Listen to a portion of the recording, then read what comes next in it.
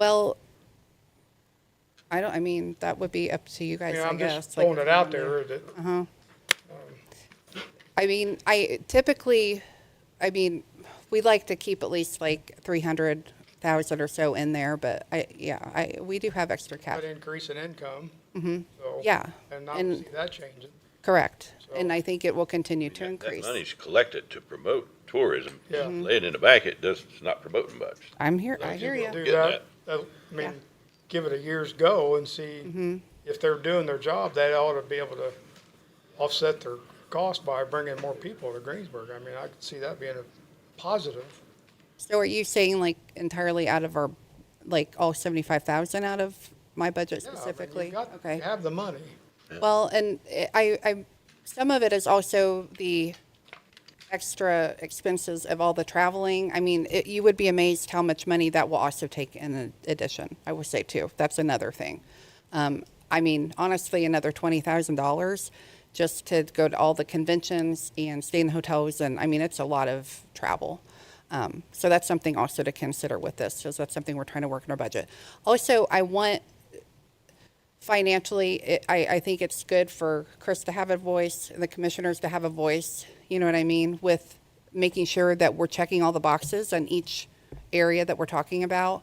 And I do think financially that would be a good thing to share, in the beginning at least, you know what I mean, to see if Well, we're, And I fully understand that. I'm just, you have to look at it from our perspective that you're asking to put 75,000 more dollars into our budgets when you have cash laying there that you could try it for a year. Everybody needs to have voice in the game. I wouldn't change any part of that. okay, But paying for it, if you could help pay for it out of that funding for a year, that money, because we get to report on that every month on how much money everybody carries okay, across the county. And your monies has stayed around to 400, it was up to $800,000 at one time before you got here. oh, yeah, And it's still $400,000. right. So, I mean, $75,000 out of that for a year is not gonna hurt anything. I hear you, yeah. So I just would That's up consider to, that. that's up to you guys on what you decide on our budget. I'm all for, Yeah. promoting the county and trying to keep pushing forward with what we have. I mean, I think we're doing great. I don't wanna lose the momentum, but we also gotta pay for it. Okay, I mean, we've got the other departments that are really needing a lot more money too this year. We gotta figure out what rabbit hole we're gonna pull it out of. And if you can help in that area, why, and keep it going. At least give it a go anyway.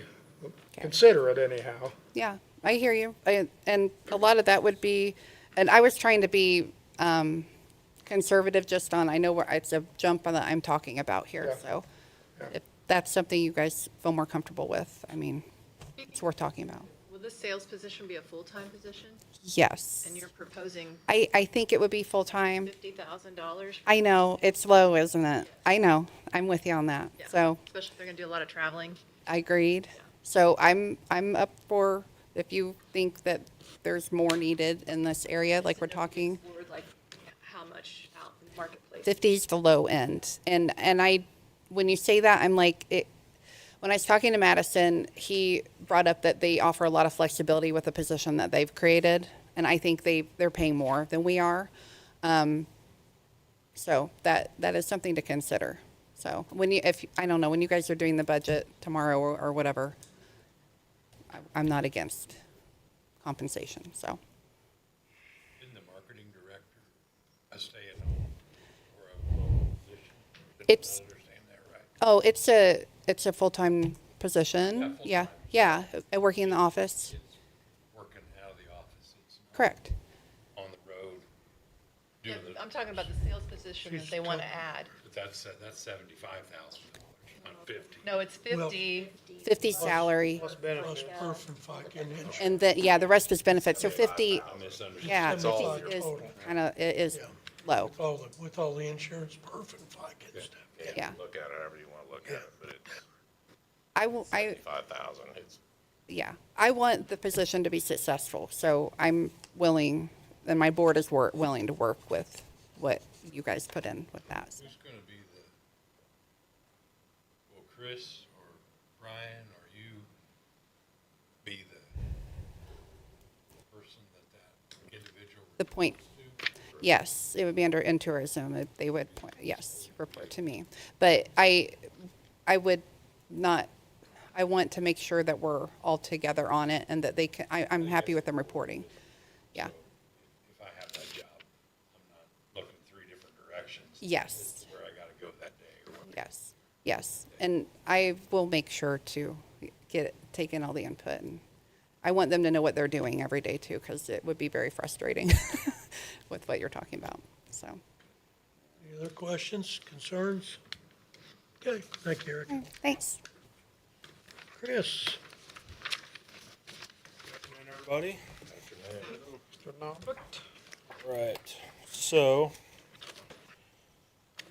as you all can see, there's a significant ask in my budget. One of those being with the addition to the pool coming in, and not. I mean, it's not going to open this year. We're looking at next year. That was announced at the commissioners meeting this morning. So, not fully knowing what that is going to cost yearly. Those numbers were based on projections of other counties and other community pools that we put in there. I did my best, guess, but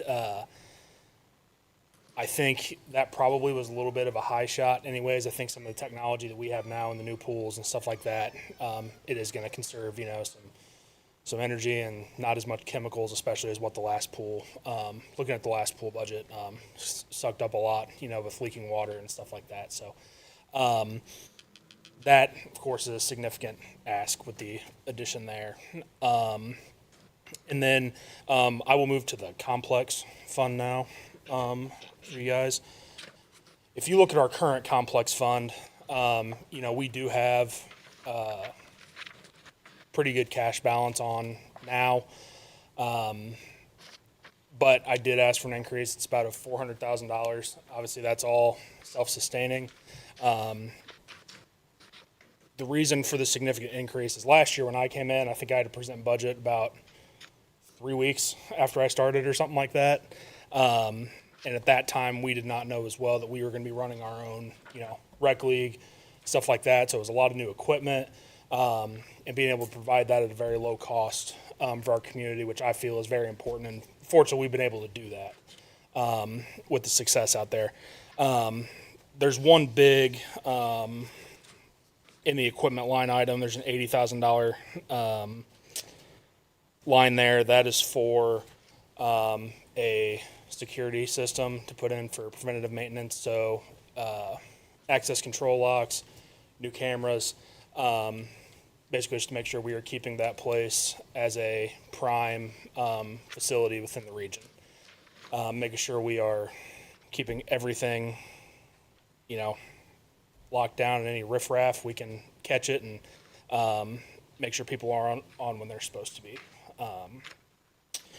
And then other than that, the position that Erica was talking about, as you can see, my temp wages and sports complex wages are a little bit higher than what they were this past year. I had rolled that into that just in case it did get approved. We could, move that into another wage. But all the money, would be there, and it would be on our end, not a big deal for us. If I can spend, $25,000, because for me, it's no big deal. I've got every weekend until 2030, aside from when school starts right now, filled. And they're wanting to renegotiate with us. My weekdays in March, April, August, September, October are really when we need filled. So if I can do that and spend $25,000 and I can return that in a couple events, it's not a big deal for us. If we can bring more people into the community, I think it's a win. And so, yeah, like I said, as you guys can see, we're pretty over budget in the complex right now. But that was, like I said, I came in, last year, and we have the cash. It's not a big deal. We have the money for it. A profit and loss statement for us yet? Like, show us what's coming in. And what's Yeah, I sent you guys. I presented at the last council meeting, and then I did send you guys an email as well. I can get you another one though. So I'm noticing like sports complex concessions are up 50%. Is that for supplies? What is that? Supplies, yeah. That's so we Doesn't had. that come out of profits of what you're selling at the concession? Well, it is. It's the cash balance, so it's the operating, but that's the line item that we have to take it out of. And then, so yeah, it's all, we take a certain amount and put it into a capital reserve fund for turf replacement from every tournament. $3,500. After 9 or so years, you're looking just over $1 million. We take a certain amount of sponsorships, put it in that fund as well, looking about 5% there. And all of our weekday diamond rentals, all of our concessions, everything goes back into operating. So that is all your profit there. So utilities, everything. Yes, sir. I guess that's what we'd like to see. I've never really seen a paper trail on all that money. Have you? Where, You know, the diamond rent, the concessions, the actual numbers that go in when you, because at some point they're supposed to pay us back some money on this. Yeah, and it's in here. Yeah, there's a loan repayment line of Repayment, 50,000 on there. 50,000. But we did get a report from them. Yep. I And got a it's over report, but 10 it wasn't, it's kind of general, goodness. So can we see what kind of, I know you projected your revenue, what you look like, 27, do you, based on your contract with the Diamond, with the ball people, you got a number on that as far as what your revenue look like? So you, if I understand what you're saying, this $680,000 or $683,000, you got that covered? Yeah. So if you could kind of show us revenue, how you're figuring the revenue on that, just so we got an idea that, we got Yeah, revenue, revenue coming to take care of that. What I got you guys mid-year for that so far, I'll get you guys an end of year as well in November, but I can, yeah. That's not a big deal to get Yeah. you. But yeah, I know that was a big ask, but it was, like I said, coming in, I mean, it's an expensive place to operate, but there's significant money running through there, and we'll get you that. I don't know, I just went through and pulled out all the expenses that you had attached to the pool. And I come up with $306,000. Is that gonna be, Like I said, I did some. I think it will be lower than that. I do. I hope so. Yeah, me too. Me too. But I don't. Like I said, there's room to make up for that also with sponsorships and Yeah. additional revenue streams. Okay, But it's hard. I mean, I've never ran a pool before personally. Also, I mean, it's just brand new technology, stuff like that. So you have an idea, I mean, obviously, you probably got an idea when the pool opens, how much it's gonna cost to get in, what a party costs. yeah. Kind of shoot some rough numbers on what you think your revenue might be. It'd be nice to kind of have that too, if you could Yeah, I've actually got throw that number at us. coming at, so I have to have board approval for fee schedule. Yeah, And so going through that, looking at that, we're trying to keep it affordable for the community, but right, got to pay the bills too. Right. okay. So, yep. And then any other questions on the complex wise from you guys before I move on to general? Okay. Do I have any questions? Okay. Well, I just go back to, I'd like to see a income side and an expense side so we can look at the numbers Okay. and see what's going on.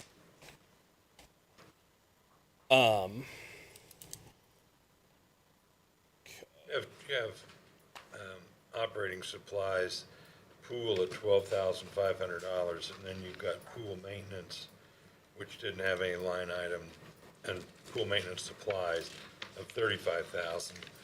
What's the difference in those two? So operating, you're looking at like toilet paper, hand soap, like all your stuff you need to operate. Maintenance supplies would be if, we've got a robot in there, say something goes down, it's gonna be $10,000 repair.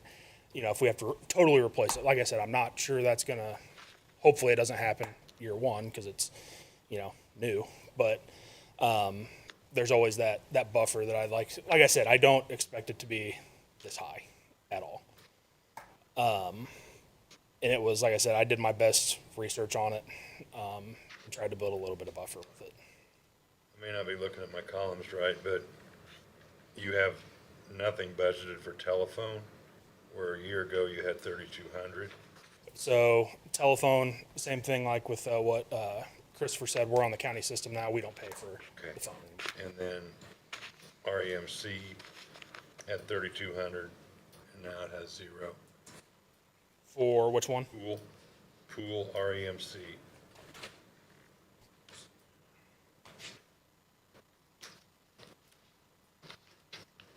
$35,200 is the line item. 35,200 in pool. Yeah, sorry about that.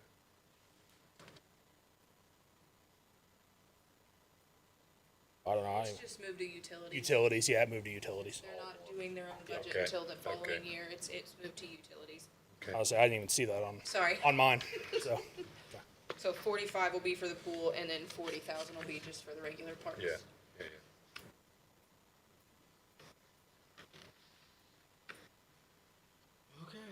And then I did have, moving to general, so going in, obviously with our growth,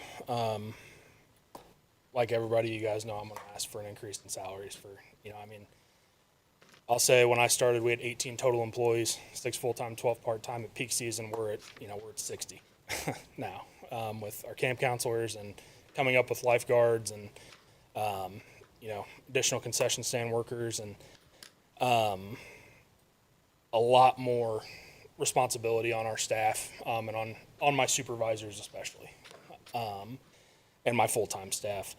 With that being said, I did an internal study, because do we know salary study wise? I know I'm probably putting you guys on the spot here, but it was extremely difficult to prepare for budget, and I had asked for what those salary study numbers looked like. I mean, have we received that back yet? Do we know what those numbers look like for parks? Because I've asked and haven't received anything for that.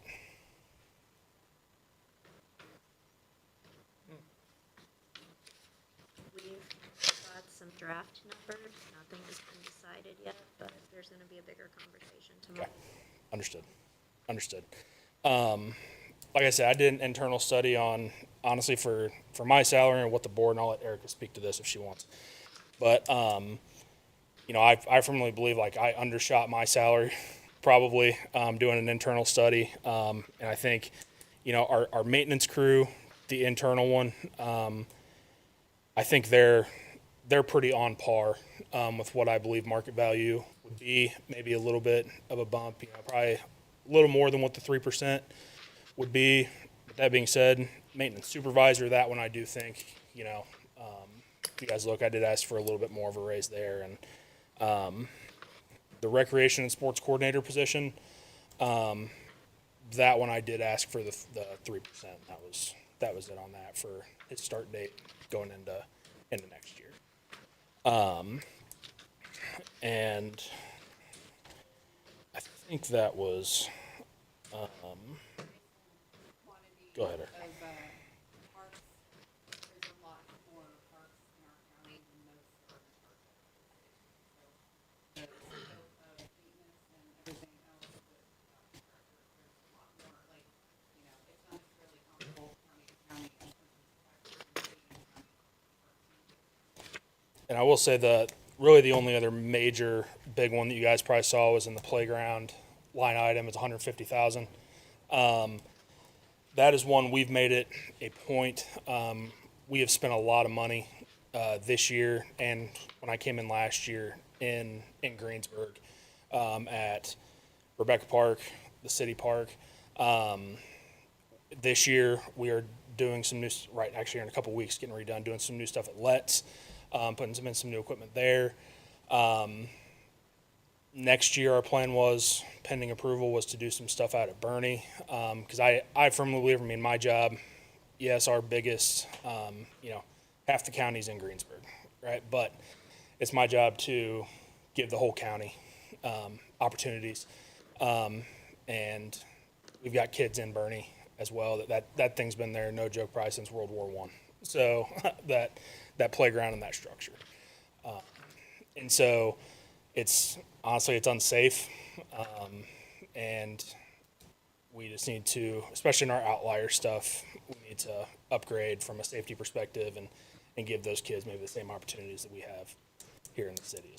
Currently, do the trustees pay anything on, like Clarksburg Park? Do the trustees So do it all? so Bernie, Clarksburg, New Point, St. Paul, trustees, they will mow, get trash, stuff like that. As far as the, paying, no, it's us that does it.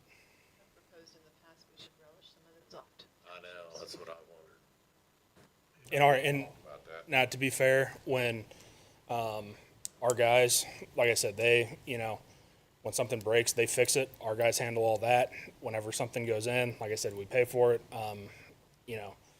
But yeah, our guys don't mow or do anything like that out at those parks. But we do replace and fix. And You guys don't mow like at Clarksburg Park? They take, trustee The does. trustee take does it, take yeah, care of that. yep, yeah. New Point does, I know, because yep. who mows down there and stuff at New Point. Yeah, Jeff does. I- He was. Yeah, I know it was like I said, it was Kicking it over to the trustee, I'm not sure. Yeah, I mean, Well, most counties, the cities run the Yeah, Parks Department correct. entirely, so why are we not only doing that, but everybody else's stuff too? I've always asked that question. Yeah, they're part of our parks. Yeah, That's the only thing I see. They're part of our park. And I don't think the trustees could afford it. Yeah, they can. and if you look just for reference here, and it's not even the same thing at all, but Deanna, you're right. It's either one way or the other, right? You either have city or you have county. Typically, like we're very unique in that sense where we do have both. And I'll use Bartholomew County, for example. They take care of Hartsville. They take care of, out at the fairgrounds. They take pretty much care of all the green space in the county. City of Columbus takes care of, mill race, stuff like that. But they run pretty much the athletics, sports, rec side of things. The county does not. We're kind of filling both of those roles right now, doing rec, parks, everything. And like I said, I know it was a significant ask, especially from last year, and I came in not knowing what the heck I was doing. But I feel like we've made great strides, and I'm very proud of what we've been able to do and what our staff's been able to do, and the board's been very supportive. And yeah, be happy to answer any questions and get you guys the info that, Be looking at spending at each park as far as up to upgrade the equipment. You got a number in mind, what it costs to do like Bernie and, It depends on the park. So like Bernie needs a new structure. You're probably looking, it's going to be $150,000. At Let's we spent, I want to say it was like $25,000 this year to put in some swings because the structure was okay. Yeah. It just depends on the park. Some are definitely better than others. New Point we did last year. the equipment is gonna be there for a long time though. Yeah, you're looking, 30, 40 years. It is 30, 40 year investment. Yep. Any other questions? Okay, thanks. Thank you guys. Appreciate it. Thanks, Chris. Sheriff.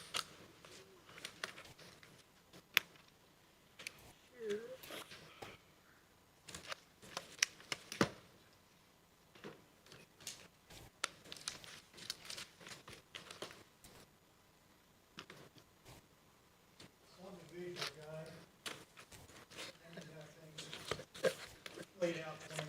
I love handouts. It's all debatable. Yeah. thanks, teacher. Okay.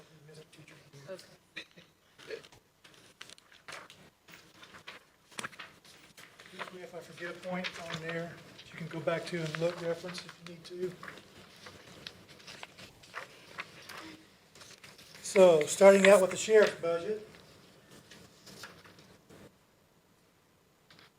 Our first big ask is for $100,000 increase in the vehicle line items. We knew that was coming because of our deal with Enterprise. Next year is going to be our final year to get all of our cars in rotation. So 27 should be the big ask, if you will.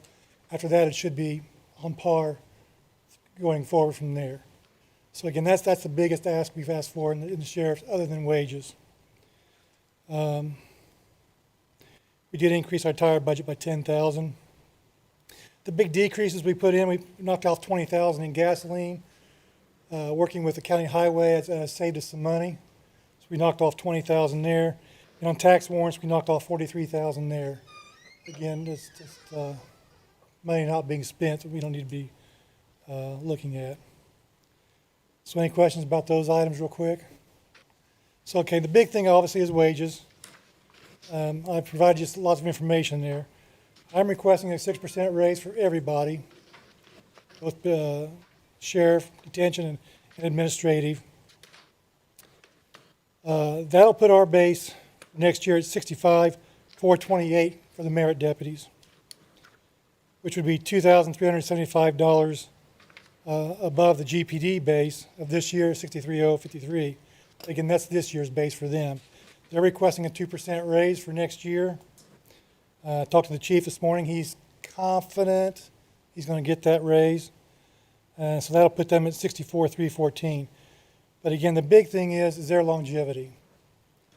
They get 2% longevity per year of their base, and that adds on to their base the next year. So it escalates really, really quick. And I've got a spreadsheet in there for you to look at the difference. It's some simple math. It's not exact figures. As you can see, in year 5, leaving their base steady as what it is for right now, not knowing what kind of raise they're going to get, and leaving our base steady at this year's rate. In 5 years, they're going to be making $84,228. We're going to be making $62,720. Difference of $21,508. I realize there's a salary study out there. I haven't seen it. I don't know much about it. But Indiana Sheriff's Association also does a salary study every year. And I prepared another spreadsheet for you there. Surrounding counties, what their starting pay is. And that graph includes both the sheriff and detention. As you can see on the top, on the patrol duties, the sheriff's side, everybody is above us except Ripley. I included Jefferson County in there as well because I do have some folks living in Ripley County who could travel to Jefferson County should they choose to work. They're about the same size as us, so I threw it in there. Jennings County did not submit their data to the ISA, so I don't know what their data is. But as you can see there, we're lagging behind in neighboring counties' starting pay as well. So What will the 6% get you to? Did you just say that? it'll get us to 65,428.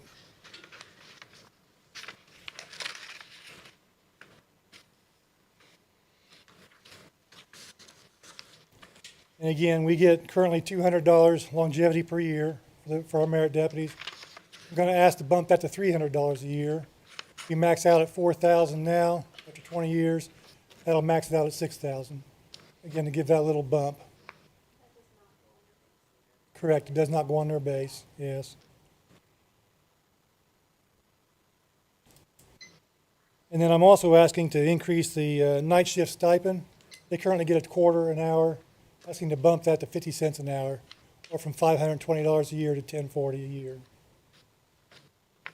Again, I know it's a big ask, but we're just not getting applicants because our pay and benefits do not match, come close to Greensburg, to be quite honest. For merit deputies, applicant pool, I'm getting 4 or 5 people. That's really not a good sample to be choosing from. So that's what we're fighting there. We currently lost 1 detention deputy and 1 merit deputy to the GPD.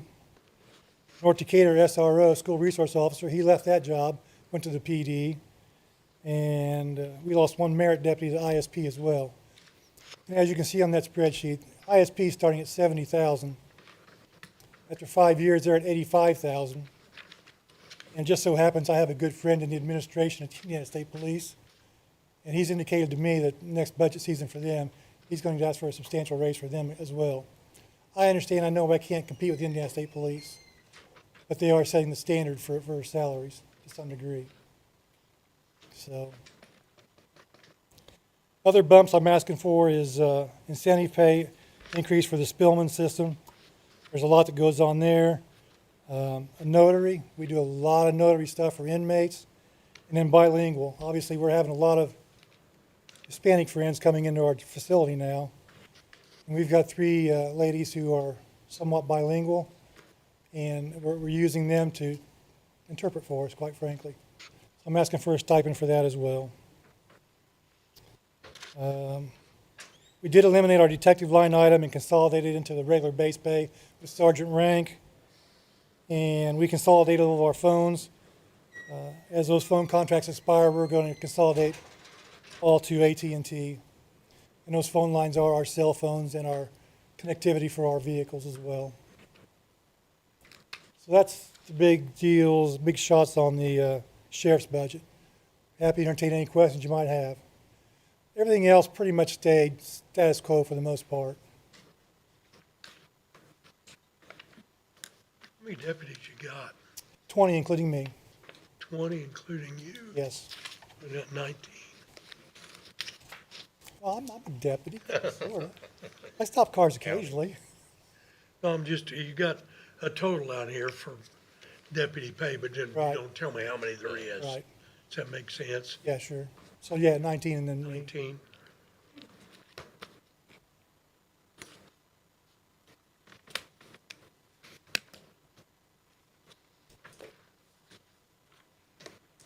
Anybody have any questions for the sheriff? Concerns?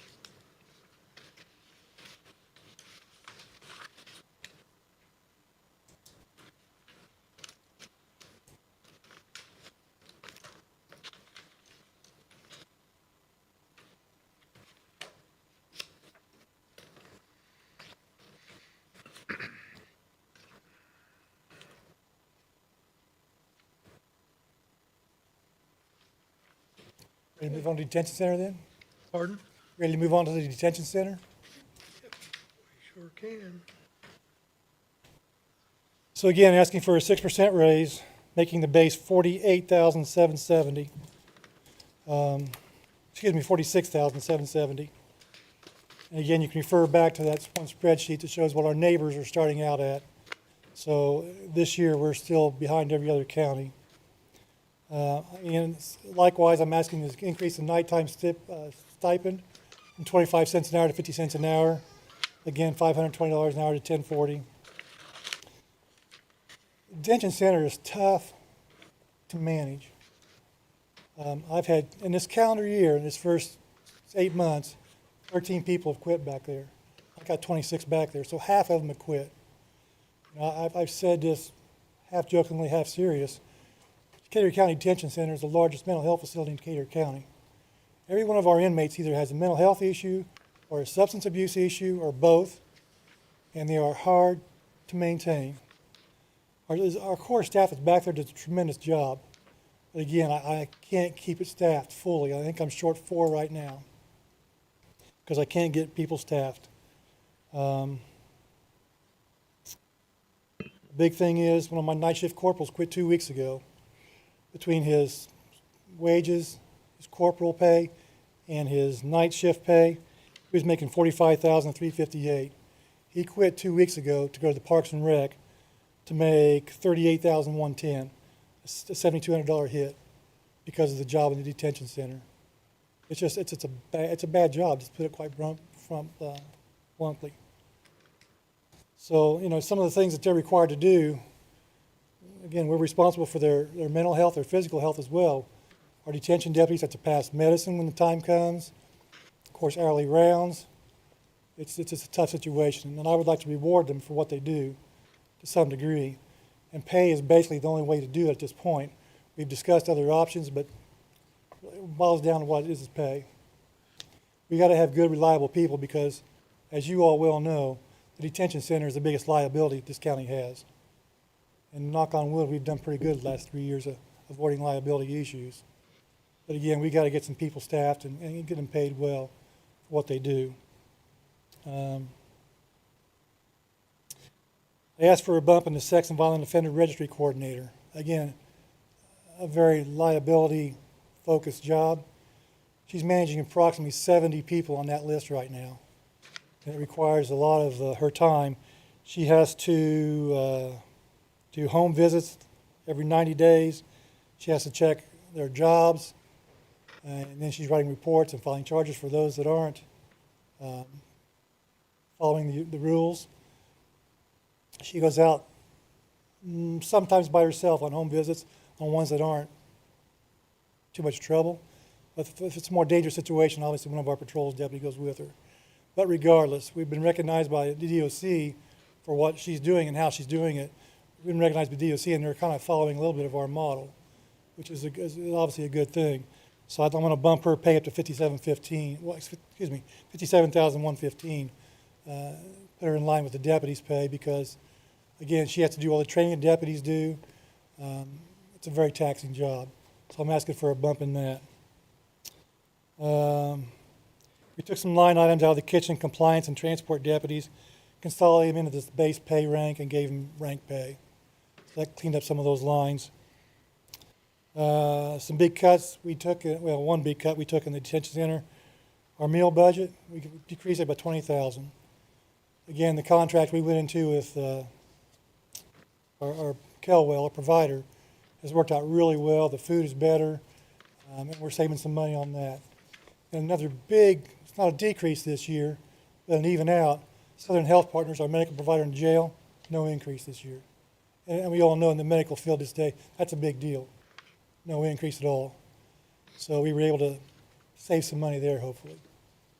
So that's the high points on the detention center. Again, be happy to answer any questions you might have. And if I can't, Ashley can, because she knows it forwards and backwards. Is the enterprise project working okay as far as? Yeah, it's working great. Okay, Yeah. Again, I'm not gonna lie, I was hesitant at first, right. but it's worked out really well. We're getting some good return on the vehicles we're putting back into their system. So yes, it's working out well. Well, the 250,000 you asked for this year was what he asked for 4 vehicles Yeah, Yeah. correct. Yeah, 4 We years saved, we ago. saved some money the last 2 years, budget-wise, going into this program.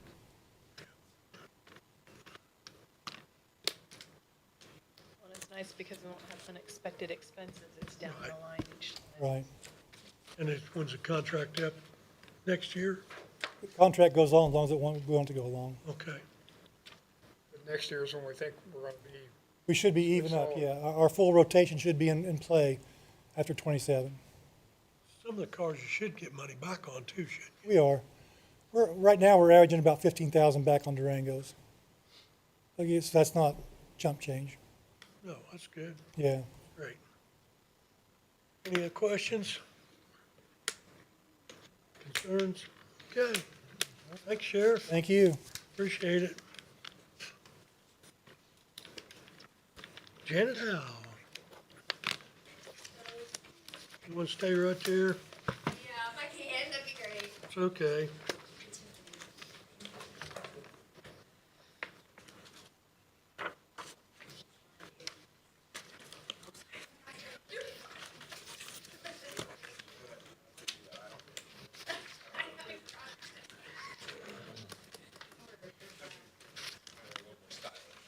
They are. They look much more.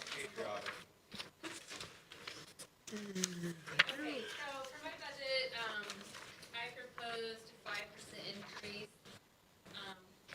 across the board. And I just, kind of typed up a list of, the things that we have to do this year that they've added. A lot of new responsibilities. Things are kind of tidied up with the state, requiring some more training as well. And I personally think that when they did the salary study, that they put most of the girls in the wrong, I don't know how you say it, club level. They never talked to us in person at all, never came to our office to actually see what we do. And every time they typed up each individual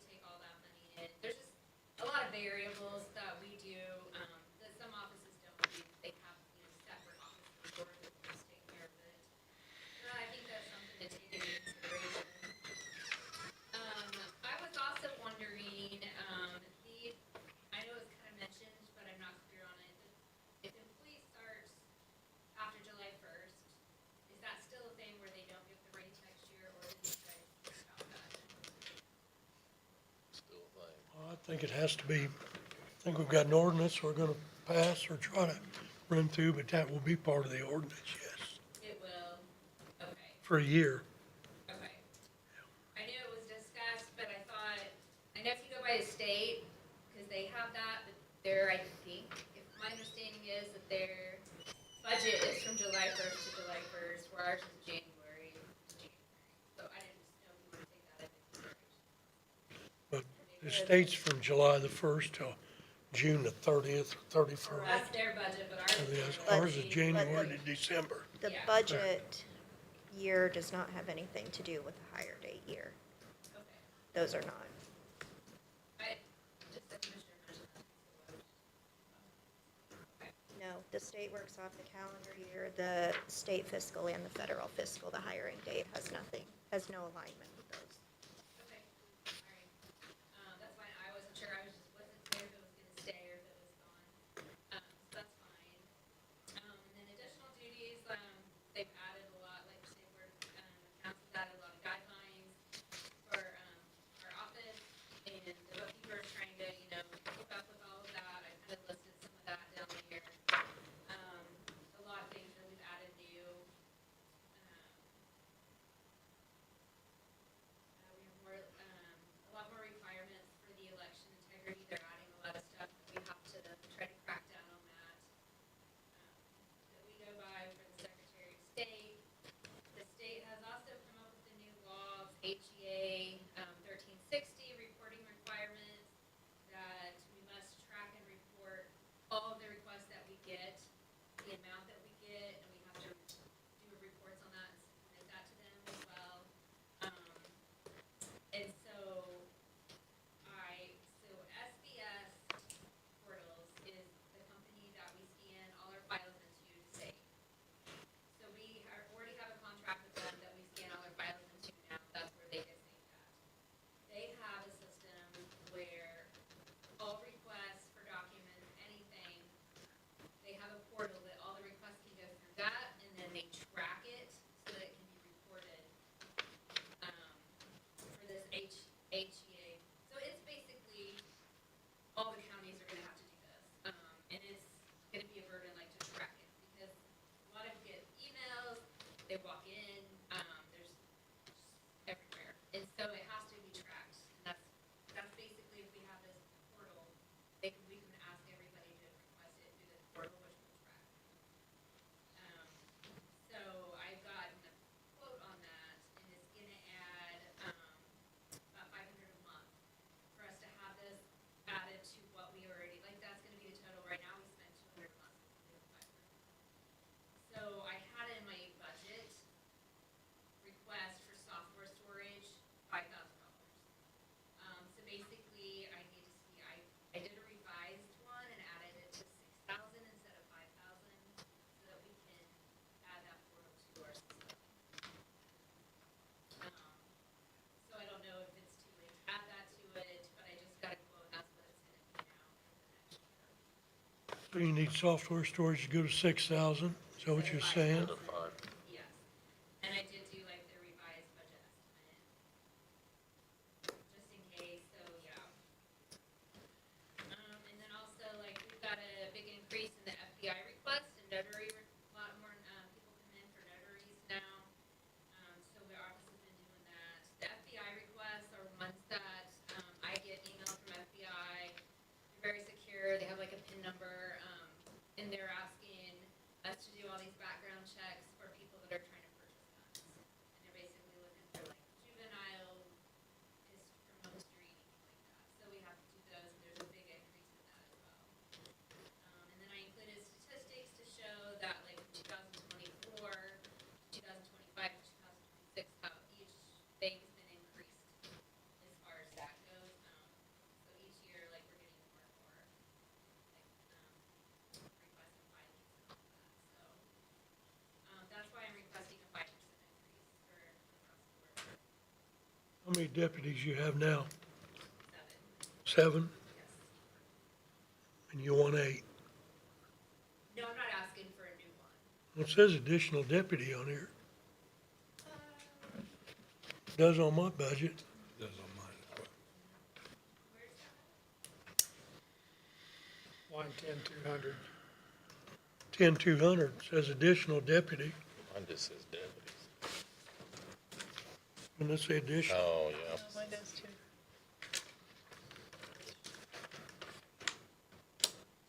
Oh, it doesn't say, I don't know why it says that.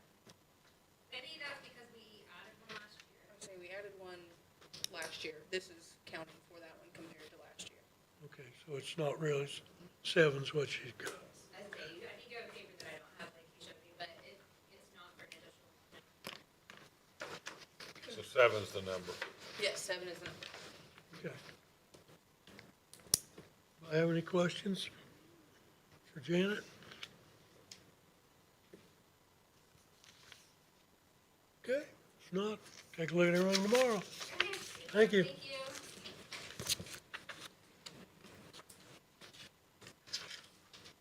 Mr. Tressler, is he here?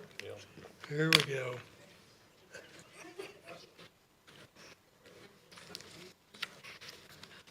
Good afternoon.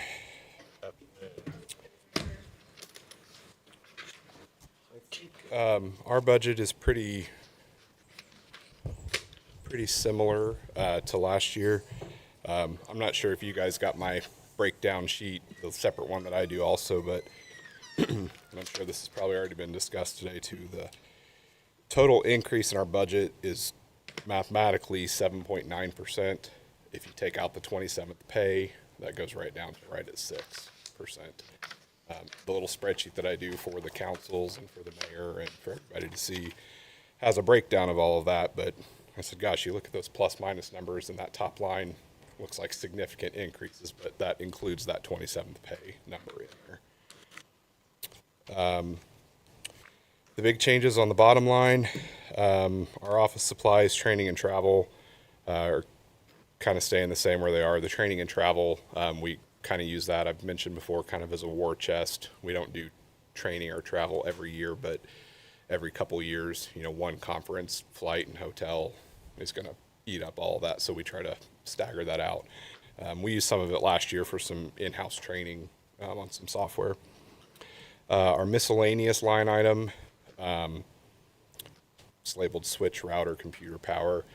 We also kind of use that as technology for our individual office computer replacements every 3 or 4 years, those kind of things.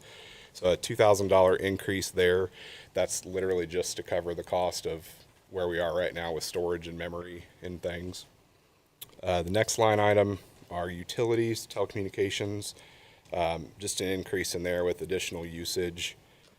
We've added some additional network connections and things out to take care of like the new community building and adding in here hopefully eventually sports complex, things on the other side of the road, pool. We're working on a combination right now of some cellular modems and wireless things to shoot across to try to keep stuff together, but I think we're working, commissioners are working on a project and we're trying to work that in to get that connected back to the network. So we'll save some money in one account, but spend a little more in another. And then probably the biggest increase is in the maintenance contracts. And this is kind of I'll just put this to you. I think I came and asked for an additional a couple months ago and we kind of explained where things are skyrocketing. I can only get quotes 7 days out. Based on what I can see today, the way our lease payment, and we consolidated that line item a few years ago, that's why it's so large. It used to be 2 separate accounts. 1 year we funded the equipment purchase and that for 3 years, and then the next 3 years it was additional support. We put those together. All of our hardware and software for that big line item, the contracts and everything were done in July. So I always have to pay attention when I'm budgeting because those contracts will end mid next year and I'll either be purchasing some new equipment and adding additional extended maintenance or maybe less maintenance and more equipment. It's kind of my buffer on how we do those replacements. So I added $20,000 just knowing things are significantly more expensive. But I just want to reiterate and caution that if we have any major equipment purchases that are sprung on us, I don't have anything forecasted. Everything's still in our rotation cycle. doing the lease payments to keep the budget flat instead of coming to you every 5 years and saying, hey, I need an extra $500,000. It's been working really well, other than, like I said, just 2 months ago when I came and said, hey, I need $20,000 for something that we were going to replace next year, and it's already gone up another $5,000 since I came to you guys. That's just kind of my best guess in there.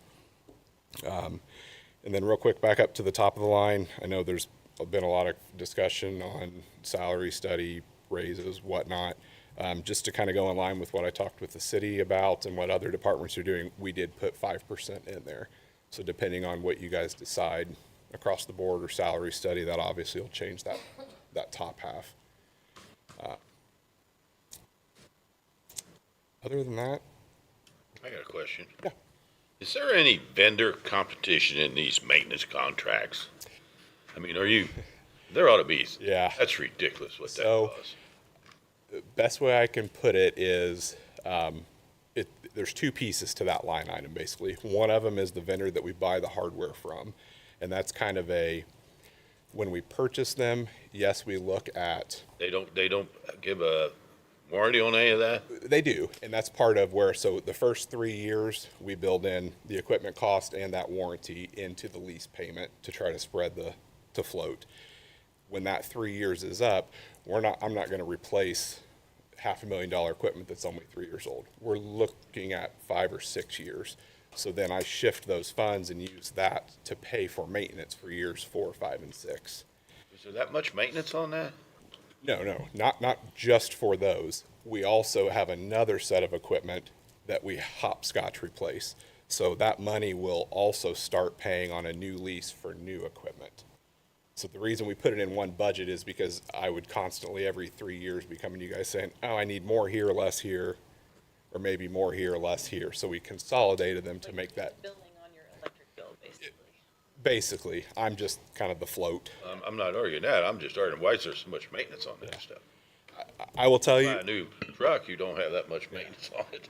I will tell you, and this is the part that I'll try not to be super technical, but these 6 devices are basically what run absolutely everything technology for the entire city and county. From all the financial applications to 911 to call handling to call recording to the phone system we've pulled a lot of money from different departments and expenses and things to put this cluster together so that we weren't. Cost to replace all of them. All of them? Yes, just as a scale, you know what I mean? Rule of scale. It's 83,000 times 6. Oh. 5. Yeah, I think it was about 600,000. And then, like I said, the other piece of this, and this is what really, really threw us when we did this 3 years ago. Rick, your name's right there, and I'm like looking at you like. Been around since 1958. I know. I think I was struggling with commissioner, councilman. Well, he was commissioner at the time. Councilman Nobby worked with me as Commissioner Nobby several years ago when we did this the very first time, and I said this is a big ask, but I said from a reliability and a redundancy standpoint, this is a better method to get into. And then when we actually approached the council at the time, they were very, very supportive of, oh, we'd much rather you do this than come and ask for, $500,000. The part that's changed since then is we've brought in more city resources and more county resources, other offices. There was a server that I think was put in the basement of the courthouse in 2019, right before I came in. That was, I don't know, $17,000 or $18,000. That was one server in the basement that ran every application in this courthouse, and it got backed up nightly across the street, but we couldn't fully run it down the street, not across the street. All of that infrastructure is moved. All of 911 applications, 911 and all of the jail, sheriff, public safety departments had much higher maintenance contracts in all of their budgets to pay for the third parties that were supporting all these other servers that you guys maybe didn't see altogether. So I truly see your point, and I appreciate the question. It's a lot of maintenance, but that's not necessarily $220,000 worth of maintenance. Some of that will be maintenance, some of it will be payments towards the next hardware refresh of our file stores, things like that. So it's just very variable. Every 3 years, especially with the lease being in July, I always have to calculate. I have a spreadsheet that's just offset. Okay, new equipment, here's what the new lease will be, here's what the maintenance will be. Does it fit within my 220? The number we, wanted to try to stick with, and it's not going to. Things have just absolutely skyrocketed. And hopeful that 2028, things will be back to normal. Hopeful. Any other questions? Okay, Alrighty, thanks, sir. thank you very much.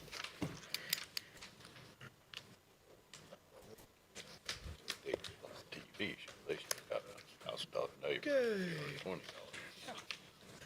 Ms. Dashiell? It's a little bit different neighborhood than the television. But what are you gonna do?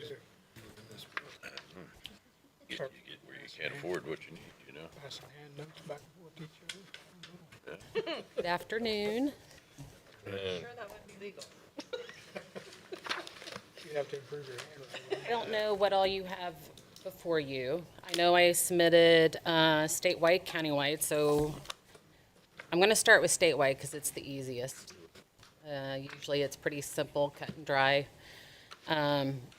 For a lot of you, we get state funds from the state, comes from state 911 funds. And for some of you, I don't know, it doesn't state in our budget, but every month, the state sends us $27,600. So for a year, we get about $331,200 every year from the state, and that comes from the 911 fees that everybody pays on their cell phone. In the fall, it's not a guaranteed, but approximately, if there's enough funds left over, the state will divide up, and if it's a good year, they'll divide it up, and they call it kind of like a bonus money. And in the fall, it averages out to about 40 to 50,000. It's what our usual deposit that we get in the fall. Can't guarantee it, but it's been pretty much on every year that we get that. So for the most part, every year we get about 380 to 400,000 from the state that supports our state budget. So yes, when you look at our budget that I submitted, it's over that amount. But we have people that come and go, and we don't always utilize that. And if you look at our surplus on that fund, we have a pretty substantial amount, and we run it pretty conservatively.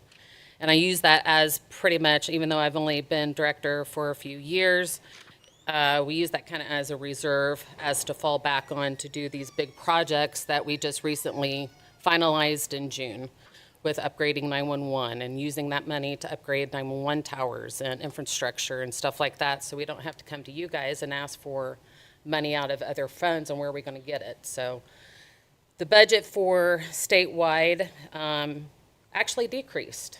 So I don't know if you got some of my notes for the state fund, which is that 1222 fund.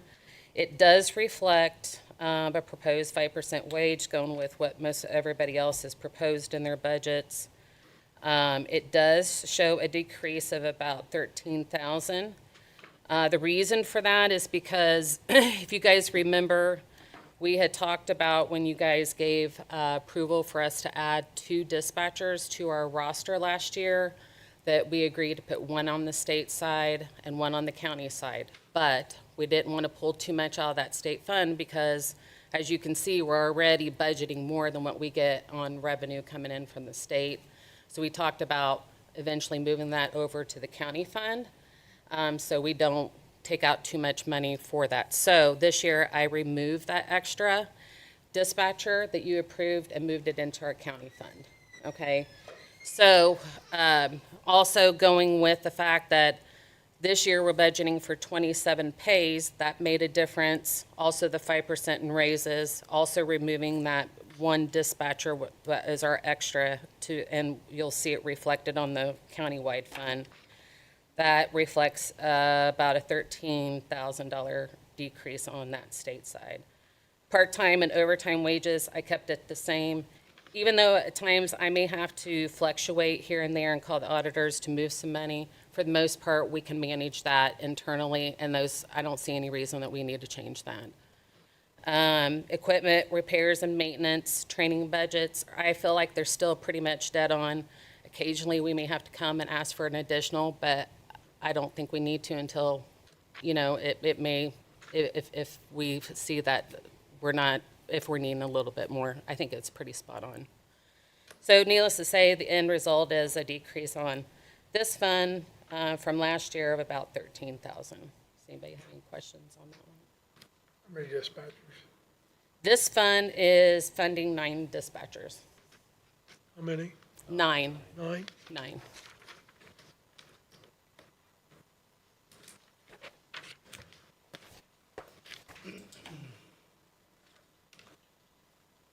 And then going to the county fund, countywide fund, which is the 4930. This fund is funding 10 dispatchers, and I'm part of that 10, which makes it a little bit more interesting because when we did that one-time longevity, everybody has a different price salary, so I had to do different line items for everybody too, so you'll see that reflection on that. Again, reflecting proposed 5% wage increase. So 26 pays, I broke it down with what 26 pays would be reflected against the 2026 budget, showing the 2020, or showing the 27 pays, and what the end result would be. That showed an increase of $74,390. But also remember, that's also moving that one full dispatcher over. So that's another 45,000 of that. That's the difference. All the rank pays are staying the same on that. However, you'll notice a difference on the last line item for the rank pay. It's decreasing down to 5,000. It's decreasing 5,000 because one of my dispatchers in that group took a shift lead position. So that decreased it down 5,000, and she went into a shift lead spot, which that was already budgeted. So that minimized that down to only 3,000 for rank pay this year. Then FICA showed an increase. We do show a decrease in our insurance benefits of about 32,000 to be budgeted. And office supplies, uniforms, public education, those are all going to show the same. The biggest difference that you're going to see is on my contract services. And that you may ask why, because it's about $40,000. So I went through and tried to go through like all of our vendors. And a couple of years ago, when the previous director and Josh, I think you guys had provided ARPA funds that went to Motorola, and they prepaid ahead for some of our service and maintenance contracts. So when I reached out to them, those are paid up to like 2029, 2030.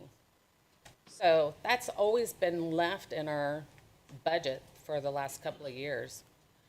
So this year, I took it down. There's no need to obviously leave that in there. Obviously, we've got a surplus on this countywide fund anyway. So that made a significant difference. The only thing is, obviously, when the budget comes around for 2029, we're going to have to add that back in, and you're going to see that increase. And, if you are still here on which I hope everybody is, that you're going to realize that's going to show another $40,000 increase on the budget for the countywide. But that is the biggest difference for the contract services. That was part of it. I also found where, like we changed our emergency notification, that dropped almost $1,000 on that. We are moving to a new system, hopefully at the first of the year. But yeah, that's most of the changes in that. And in the end result is this countywide, even with the 5% increases, is only reflecting about $17,000 increase. For the most part, it pretty much balances out when you show it with the state side fund. However, it still doesn't fix the problem, which I had spoke with Ashley about privately in a meeting wise. I mean, we're obviously low on our salaries, our starting base salaries.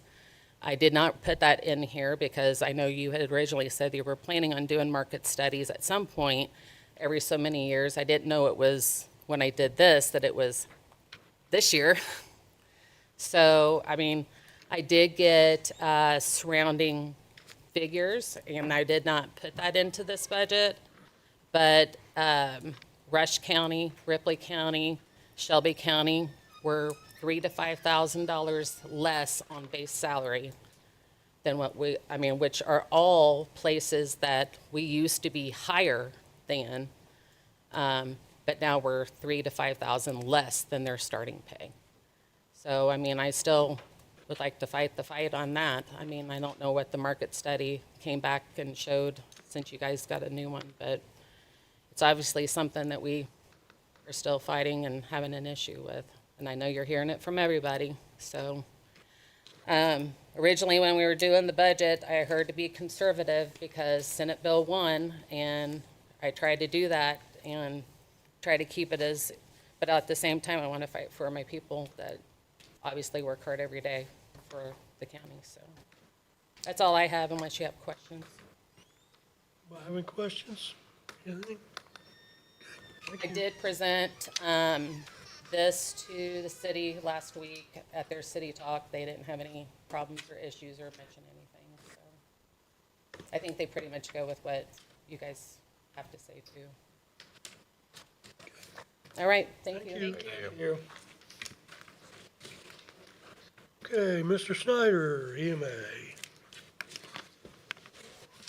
Sorry, here was some paperwork I was going to email to all of you, but forgot it amongst the things that we've got going on weather-wise here.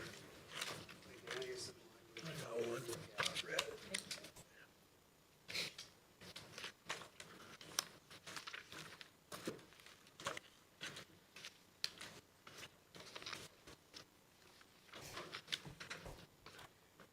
So, starting out with our budget, I'd like to come back to the salary portion of that last here, as that would be the most question or discussion at. Most of what we are doing is not a super large increase of things. We do have a few increases.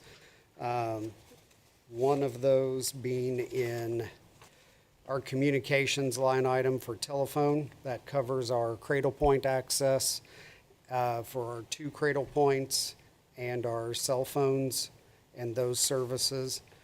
I just got us renewed and upgraded on everything that had been a bit antiquated. And looking at the price increases that we know it's going to go up next year, but we don't know how much yet. I have asked for an additional 500 in that. Moving on down, we've got dues and subscriptions. I was asking for an additional $100 there, an additional $50 in our fire extinguisher fund. And as far as it goes on most items, that was it for those. Do you have any questions on those before I go over to the salaries? I'd just say it seems like pennies, but it sometimes comes down to this. You got office supplies bumped up to 800, but you haven't used any this year. And same with, there was another one that looked kind of like that, EDC activity supplies. You've got 2,000, but you've only used 500 so far this year. We've used quite a bit out of ED, I believe. So it just must not be reflected here yet. Must not be. I don't have the exact number we've used so far, but This is 6 months anyway.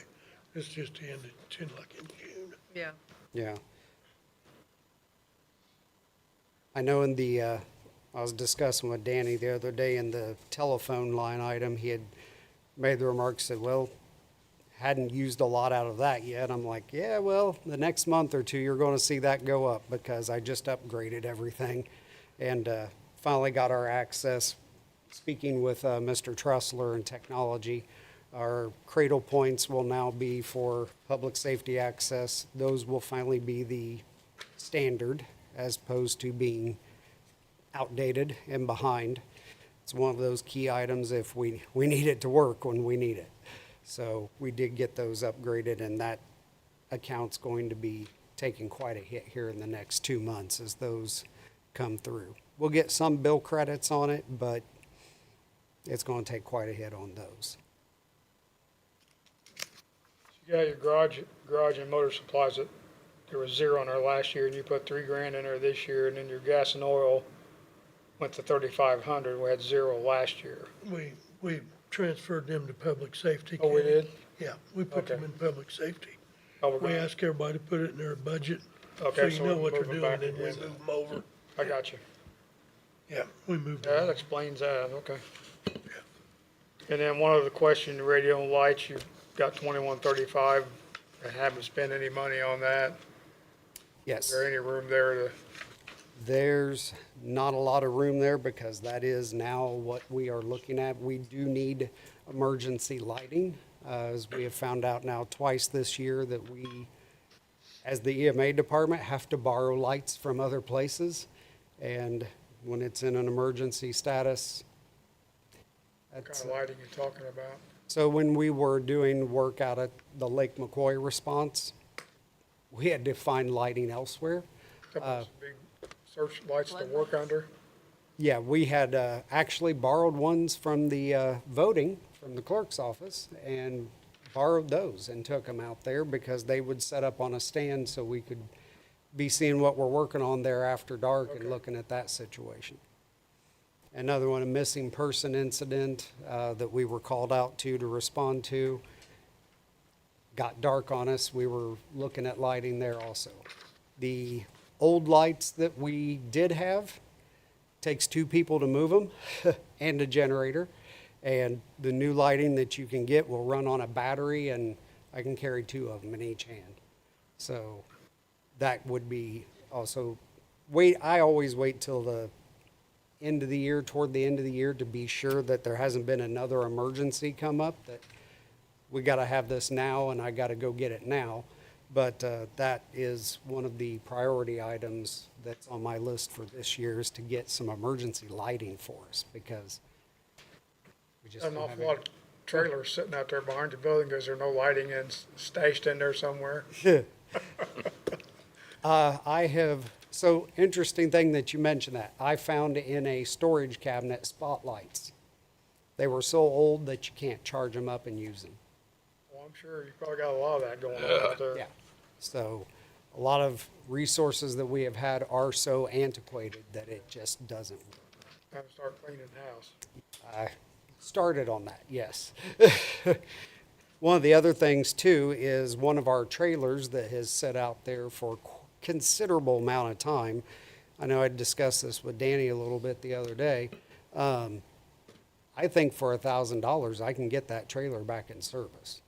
And that would be a huge benefit to our ability to respond to various types of emergencies. Certainly for rehab situations in the wintertime, when we need to go out on incident to assist fire departments. And that's going to come out of various remaining items of what I can find in that. I think we can do that for probably $1,000 or less and get that trailer back in service. Luckily, the tires are still good on it. But, we will be needing to do some more work as well on our Tahoe. That's seen much better days, but I need to find out what all's exactly going on with that there. But That thing needs to find another home. it does. But right now, it's one of our 2 vehicles that we got that we can pull trailers, and unfortunately, when we get called, we usually end up using both of them, so. I hate to get rid of it when we still use it. Any other questions over those portions before we move to the salaries? No? Okay. The paper I handed out to you here at the beginning is a snapshot of what I had received last year regarding our EMPG funding, which is the Emergency Management Performance Grant. We are guaranteed to get for 2026 an additional $5,500. That's supposed to go to our salaries. It's obviously not. So the county is going to be getting that, and I figured if that's going to there, part of these increases that I'm asking for the 2027 year is basically the money will partly be there, and we're really only asking the county, where I'm asking a 10,000 increase in my salary, that would mean the county would be actually acquiring 4,500 of it. So, and I know what 24's salary study reflected, and I have reasonably good indication of what the current one is as well.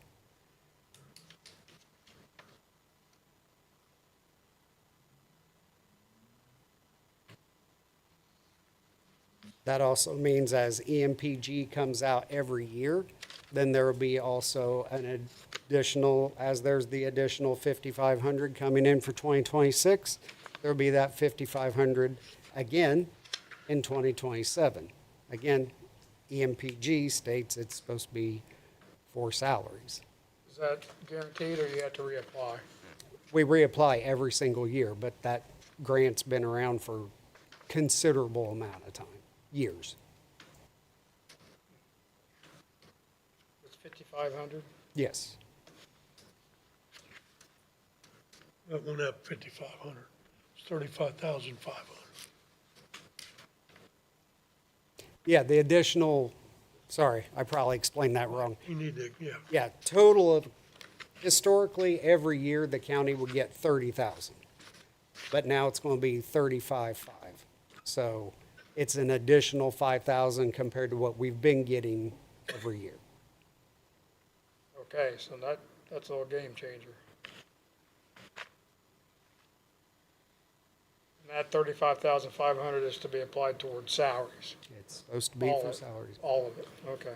Well, it's kind of a reimbursement for salaries is what it Yeah, is. yeah, Kenny. yeah, It's a reimbursement.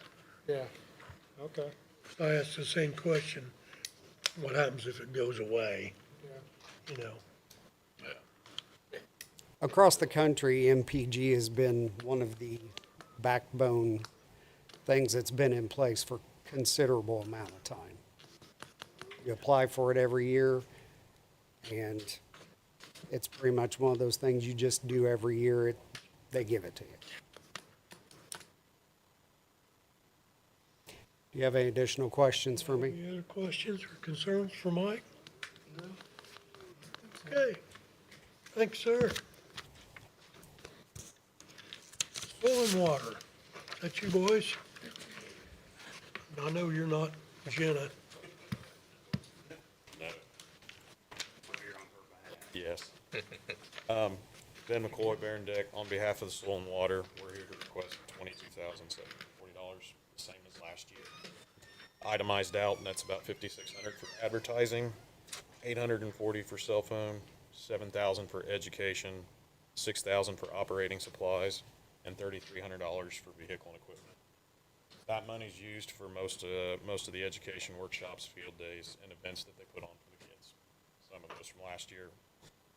The tree giveaway, the Rainbow Workshop, the pond clinic, the recess camp that they put on for some of the kids, the soil health field day, which is why they're not here today. They're putting that, getting that ready, and then the ag day they have a month for the local schools. So no real changes. Any questions or anything?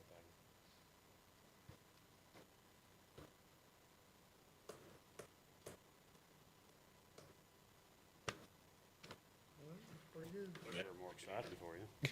Yeah. You guys contribute to the other two's wages pretty good, don't you? Yeah. Yeah. I mean,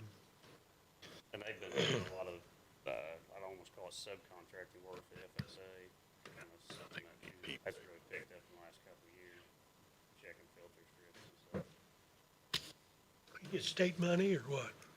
The FSA, that'd be fair. Oh, okay.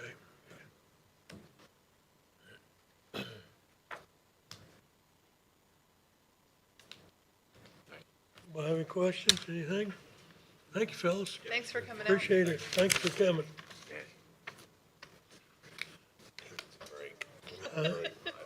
You need a break? Okay, let's take till about 2:30, want to? Wouldn't hurt either. Let's take a 2:30 one, please.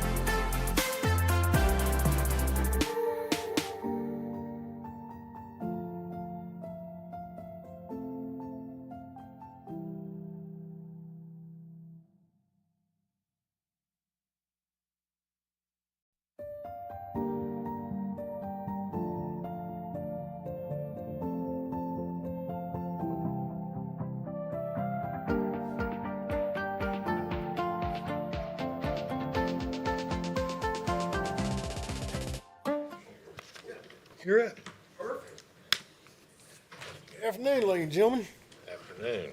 So, I know we got 10 minutes for this, but I usually speak longer than that at the commissioners meeting, I think. But anyway, we'll get through this. So, just a few little facts. First of all, right now, we're sitting on about 8.6 million in cash is what we're sitting on at the highway department.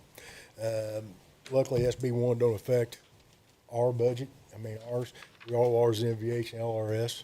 So we actually come out of the House Bill 1461. So last year, 1461 actually helped the highway department for a change. For one, all the bridges is less than 20-foot span. All the incorporated areas was our responsibility. 1461 took them away from us and gave them to the incorporated towns. Greensburg, New Point, Millhouse, and they have all that responsibility now. It also took and made it that any townships that have over like a 30% above their operating budget, they need to start earmarking them funds for infrastructure within their township now and funding part of that. So for once, the highway department got lucky on that part of it. So our equipment capital improvement plan that we started with, we're sticking with that. So we're in good shape. We like that plan. We feel we got a pretty good road program right now going with the preventive maintenance and stuff we're doing, chip and seal, et cetera, some asphalt. So we're going to continue that. Our bridge program seems to be pretty solid. So we're just going to continue that, not big change in that. So basically, it's a rinse and repeat the next couple of years on that stuff. The big issue we got is salaries. You hear it everywhere. I get it. You really do. But it's really becoming evident in the highway department. So we've been trying to hire. We had 4 good candidates we offered jobs to. They were local boys. They were really good. 3 of them declined because of salaries. So we went back out for it again. We got 4 more good ones in, and 2 of them declined because of salaries.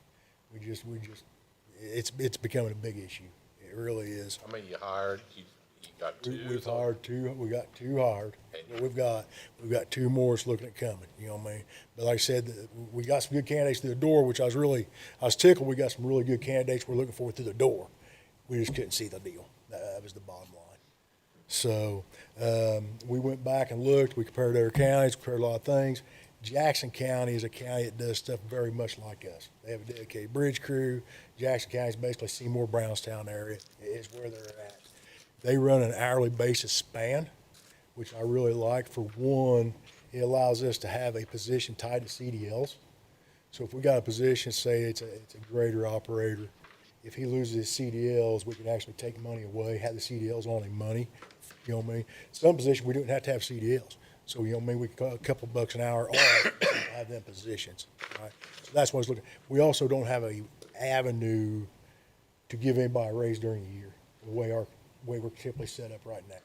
So this would allow us to, somebody gets certified in something, to be able to give them a little bonus, you know what I mean, and pay. So that's why when we submitted our budget this year, we did it on an hourly range, okay? We would have to define them ranges, what sets up what.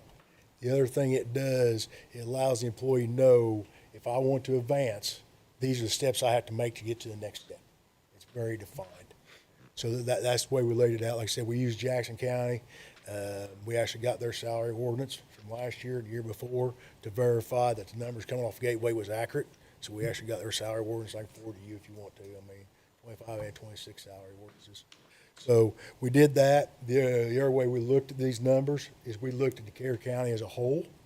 We took department heads out, took elected officials out, took the highway department out, okay?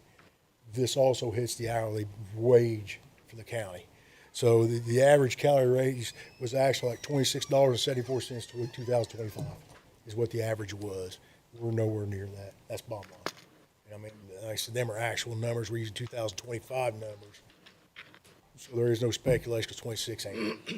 So that's where we came up all of our budgetary numbers on that. We did the same thing with department heads. The salary study, it complicated things for the highway department with the way the longevity ran. When we did that, our hope was we would get a greater separation from bottom to top. What would happen? Well, the way it ended up happening in the highway department is the top got held down and the bottom got advanced. So it condensed everything. It condensed it greatly to the point that we got operator now that's like making 3 cents less than foreman is the way it's worked out. So it just has not worked out or panned out well for the highway department at all through this process. So that's the reason we propose a different scenario, a different way of going about this. You know what I mean?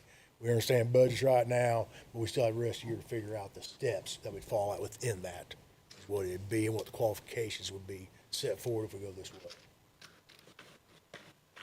So I can give you all the facts, no problem whatsoever, 2025, the average county employee was $26.74 an hour is what it was. 26.74 an hour. And that came straight off the actual salary orders, what they made is what it was. The actual department head, and like I said, this is not counting the highway department in on this, okay? The actual department head in 2025 was $79,645 is what the average department head made. So whenever we turned our salaries in this year, that's basically, we turned in the Brownstown numbers, Jackson County numbers, but they hit within that. So that would put us right average with the rest of the county pretty much also. That's with CDL, 26. 26, that would, we would tie CDLs, the way we've got it proposed is CDLs, straight Class B with $2 an hour, okay? Class A restricted be 2 1/4, Class A be 250.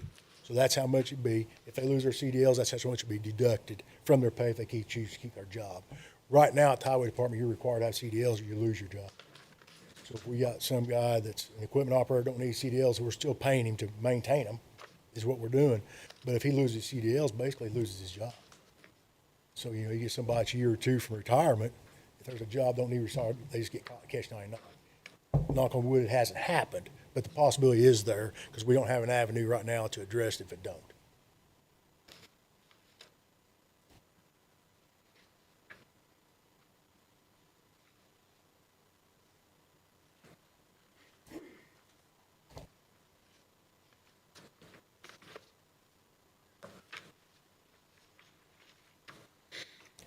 So the other thing I point out is LTAP run a salary study. Well, they call it a salary study, and I can forward it to you. It's actually called Indiana LTAP Workforce Report. They run it in 2023. The research report was actually done for the purpose of the report to investigate the workforce issues faced by Indiana local road agents to provide strategies to inform local road agency and policymakers of where it's going to be. The whole gist of that report came out. It's basically what I'm telling you. Local workers versus state workers, about a 22% difference for the same job is where it came out. A lot of their deal is if we give a 2 or 3% raise once a year, you'll never stay with inflation. It just won't happen. It's not having enough. And I can go ahead and forward that by email too, that report of LTAP that goes through everything. And like I said, it's more for understanding where they should be and why they should be.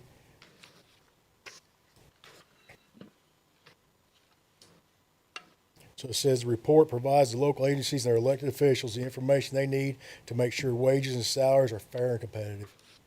And like I said, that comes out of Purdue as a research study.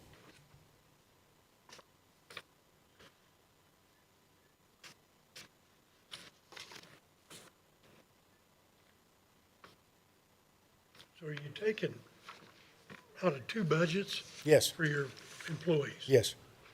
So, I didn't understand none So of the it. reason we do is because restricted There was versus non-restricted. I couldn't understand none of this. Yeah, so You didn't put down 10 employees here, or you understand what I mean? You've got Okay. 1,101,11,927 in two places, but Yes, because basically we split the salaries because restricted fund, we only do certain things with the restricted fund, which is reconstruction, construction, and preventive maintenance, okay? So basically we split it half and half, what we did, part of it restricted, part of it not. Everything we do isn't restricted eligible, so we split it half and half, yes. So that's the reason it's in two different funds, the restricted fund, non-restricted fund. So I'll use a very good example. Believe it or not, snow removal is not something that we can spend restricted funds on. So anything snow removal, snow plow, salt has to come out of an unrestricted fund. So all them salaries have to come out of an unrestricted fund.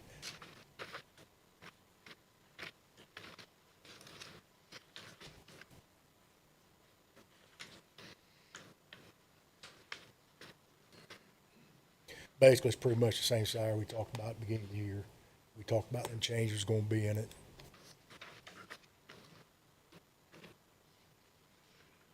So the restricted is the 1169? 1169 is the non-restricted. That's local road and street. That's- 1173, 1176 would be the restricted funds. 1135 will be the bridge fund. So 11.73 won't actually have a breakdown because after we do the budget, we move, it's funded by 1176. So until the budget is in there, we cannot move money over to 1173 because that's what funds it. What is 1173? Motor vehicle highway. Do what? MVH, motor vehicle highway. So you won't have the breakdown on that because it's not funded yet, Well, technically. we got a page here, it says we'll transfer to, Yes. Yes. so that's But the breakdown. Yes, that will be the breakdown, yes. Okay. And I believe I sent the 144 of 1173 with what should be. Yeah, what it would look like. Yes, what it would look like. It's the last page in here, Yeah. like 1,264,000. Yeah.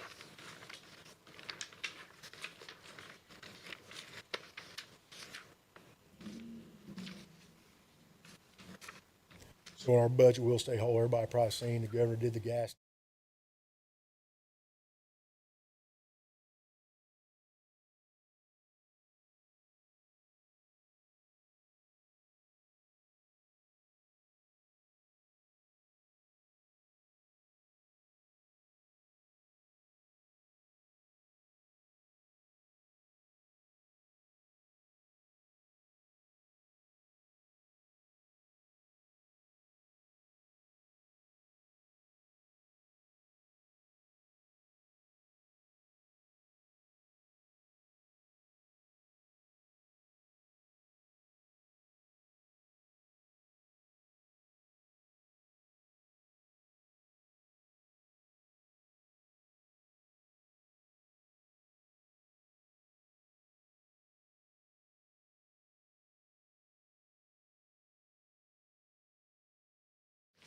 Dottie.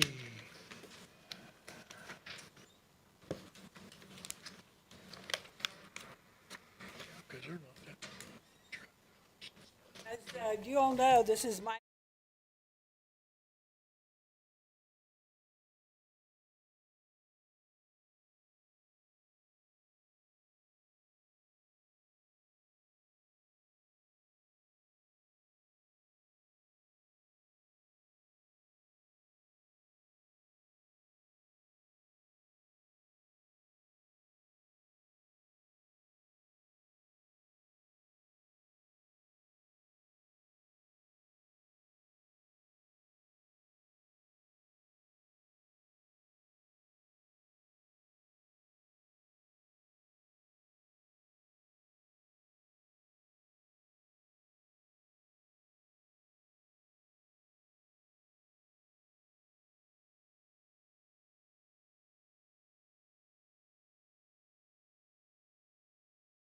September. So we're hoping, and I've got people working at home, and this is all coming out of perpetuation fund. So they are putting the data entry, putting the names with the legal descriptions, and updating all that for us. So that keeps us going. We did have them come give us a quote on miscellaneous books. They came and looked, but that was in April, I believe. I have not heard from them, the company, on a quote for it yet, but I intend to get something hopefully soon, and maybe next year Linda then can get the miscellaneous books put on the computer, all of it digitized, because that would be the next step. Then I'll have that ordinance to you for the part-time, again, like I do every year to, you know, you just sign it so I can pay the part-time people out of perpetuation. Now, as far as the budget, I didn't really have any cuts because I made cuts when I became recorder. I made several cuts. And every year I've kind of kept it the same because I try to take as much out of the perpetuation fund as I can. Honestly, I go in the gray area there, but until I get my hand slapped, I'm paying as much as I can out of that perpetuation fund. The only other big thing is, and I do it every year, I'm begging. I hate it. I hate begging.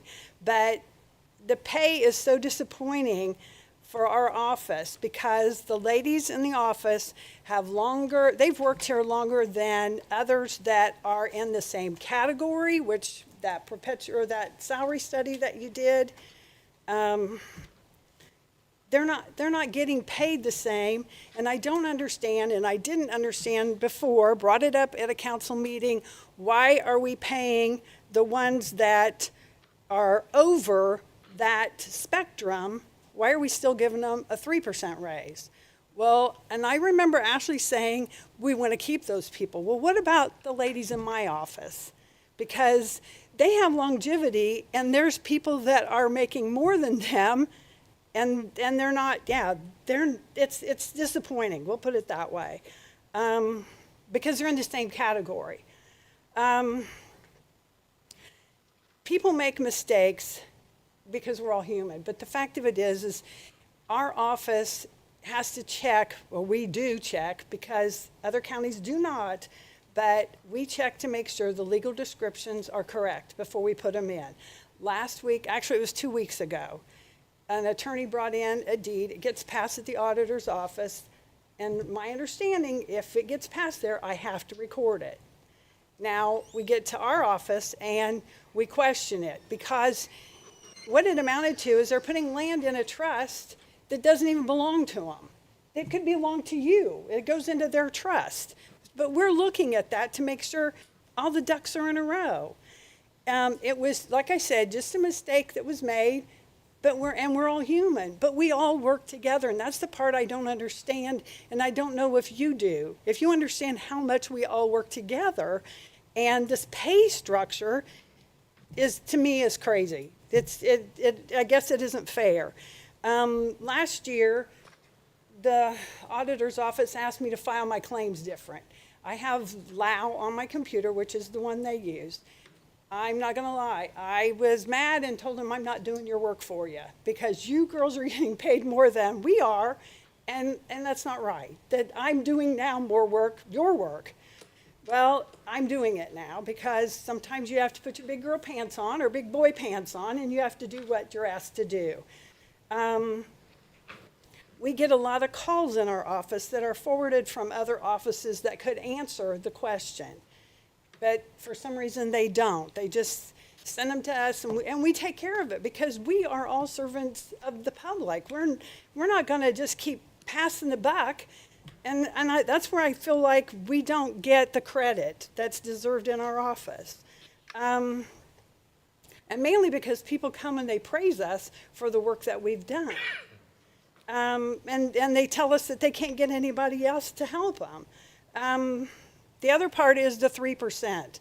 When you take 3% of 1,000, it's more than 3% of 100. So when you guys do your 3%, instead of the 2,000 that you used to do, or 1,000 or whatever, when everybody was over the board, then everybody was even, you could say. But when you have some salaries higher, naturally 3% is going to be more. It's more of a spread, and we don't understand that.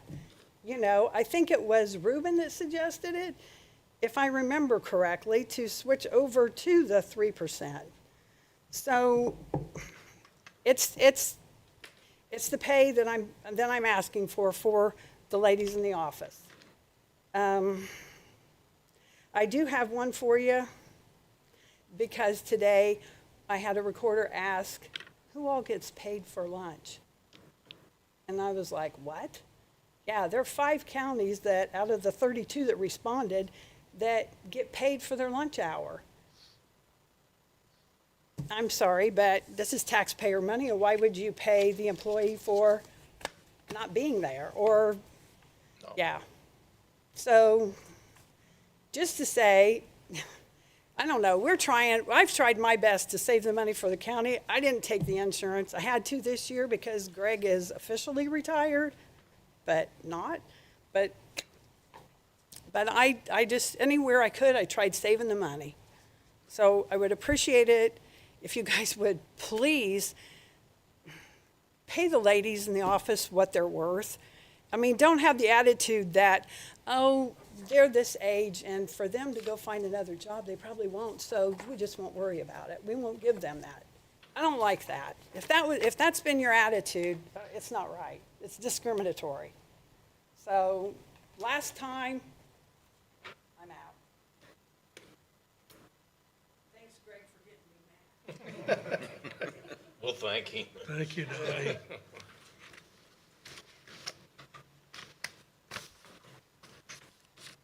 Area plan, Doug.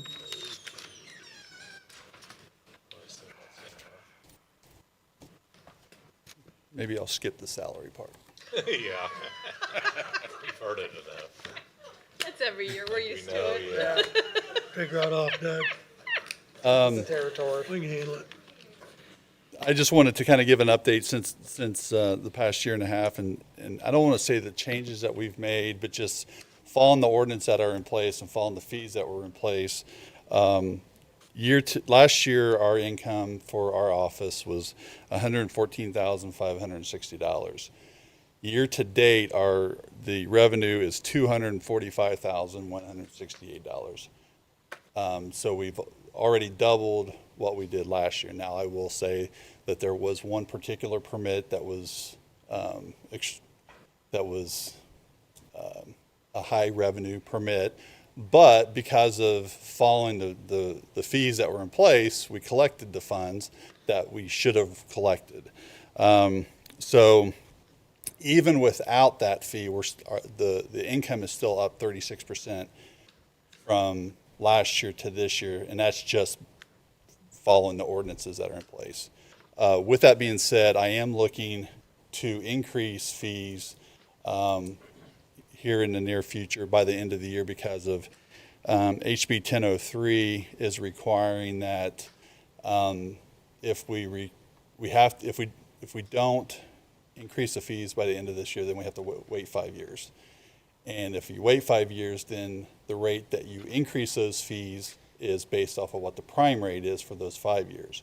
So we have not increased fees since 2015. So we are going to move forward with that with increasing the fees. As far as the budget is concerned, I'd say the biggest thing is we've had ARPA funds that have paid for a part-time position, and that's going to end at the end of this year. I still want to maintain that part-time position even without the ARPA funds. Now, we are going to be receiving ready funds for blight, but it has not been told how if we can use that for administrative reasons. So that's why I want to put it in the budget, as well as some of the other increases that you see in the budget are because of those expenses that have been being paid by those ARPA funds are now going to fall into our budget. That's the biggest thing. And then contract services, there's a big increase on that, and that is due to geo permits. The annual fee on that, it was my impression understanding that it was like $9,000 to $10,000 a year, but there was an additional hosting fee of $15,000. Tim, we took that out of GIS this year, and I want to put it in my budget for next year so we don't take it out of GIS. And then also, we had to have the Title IX and ADA updated this past year, and through my discussions with USI, they said we need to continue to update that every year in order so the highway department can still get their funding for their grants, and they're saying that's going to be around $5,000 a year. So that's included in the contract services. But other than that, you have any questions for me? The blight program, I know when we first saw that and how it worked, it was hopefully be self-perpetuating. Is that still something we think might happen? I think it will eventually, but I don't think Would it's help going to be pay as that- quick as we initially thought. No, it So took a while. it took a while to get us set up legally Yeah. to be able to do what we wanted to do. When I took the job in January of 2 years ago, or last year, January of last year, it was like, okay, here's a blight program. This is how Jennings County does it. Just copy what they do and let's go. Yeah. Well, it wasn't quite that simple. I mean, you have to have meetings, you have to have readings, you have to change the ordinances and have the readings, so it took longer. So we've had 8 court cases. We've got 8 court orders to go clean up. Weather last week hurt us. We didn't get some of them cleaned up last week, but this week we'll have, I know we got one in Sandusky this week to clean up. But we've got 8 that will be cleaned up, and then probably, say, another 8 more by the end of the year. So that'll use up a lot of those funds. And that expense goes on to the tax roll, if I'm correct. Correct. I mean, obviously, we would give the property owner the opportunity to pay it, but the court order does state it eventually goes on the tax rolls. And we'll get reimbursed. And then we get reimbursed however that happens. You think we will get reimbursed? That or they'll be sold on tax sale and somebody will buy it. Yeah. Because some of them are, I mean, because I mean, we've got a few that they're actually some valuable pieces of land. If somebody just cleaned them up and just as a bare building lot would be more than what he's either owed on it or what the taxes are on it. So. Okay. Any questions for Doug? Anywhere? All right. Thanks, sir. Thanks. Mr. Mobley. Good afternoon. I want to give you an updated. And before you hit that, real quick, your APC attorney, if I'm reading this right, 7260 is what you budgeted a year ago? For the APC, It got raised to 30. You go back to the front page, Rick. it's 30,000. It was. So it's not a change. Yeah, it's unchanged from last year. I've got a different. Yeah, that's the APC. That's the allowance. The 7260 is allowance for the members of the Area Plan Commission. The $50 a meeting that they get. Okay. Sorry about that. That's okay. Good afternoon, and thank you for having me come by. Before I, as with some of the other ones, talk about any kind of salaries or wages, just to go through the other normal things that we have in our budget for us. Really, nothing's changing a lot. I do want to point out that gas and service for the vehicle, right now we've used $0 out of that fund, and it's because I actually just got the license plate to drive the vehicle. So it has not been operated since we've got it back in November of last year. But we do finally got the plate, and we're going to be starting to exercise that a little bit more for that vehicle. Everything else is still pretty much the same as what was last year. I think the only other thing that I saw that I really didn't understand was back for repair and maintenance. I think last year's was up to $10,000. I don't know if that's a standard. I don't feel that vehicle that I have would need that much. I actually dropped it like $2,500. I don't even think that will cover more than what we would need on the vehicle that I currently have for the VSO. So I dropped it a little bit, but it's not, that's one of those that I think we would be fine with where we're at. You know, I think the vehicle of that age, tires and probably just a routine maintenance just to make sure everything is going well, I think it'll be good. We'll treat it very well for that. Everything else is still pretty close to the same. Office supplies is probably my biggest expense. There is some quarterly training monies that are in there. I didn't really have to use a whole lot this year because our last training that we had was in Franklin. That's close enough. I didn't stay at a hotel to waste county money. I drove back and forth because it's easier for me to do that. And so really the only expense that we had there was for mileage to drive back and forth. If my VSO vehicle was there, I'd have used it and really wouldn't have had cost of anything of my own vehicle. But that's probably the biggest thing that we have. And then we're still budget a little bit just for what I call the swag. It's getting things to be able to hand out at the different places that I set up a tent. So I was at the county fair this year and giving out different things, and just so that it's getting the name out of what we do for the veterans of our county. The position that I have here is very centralized to a very specific group of people. It's not for the entire county, which is sometimes a little unusual, but mine is really isolated to just the veterans and their families. And so I don't get to touch a lot of the communities as much as I can.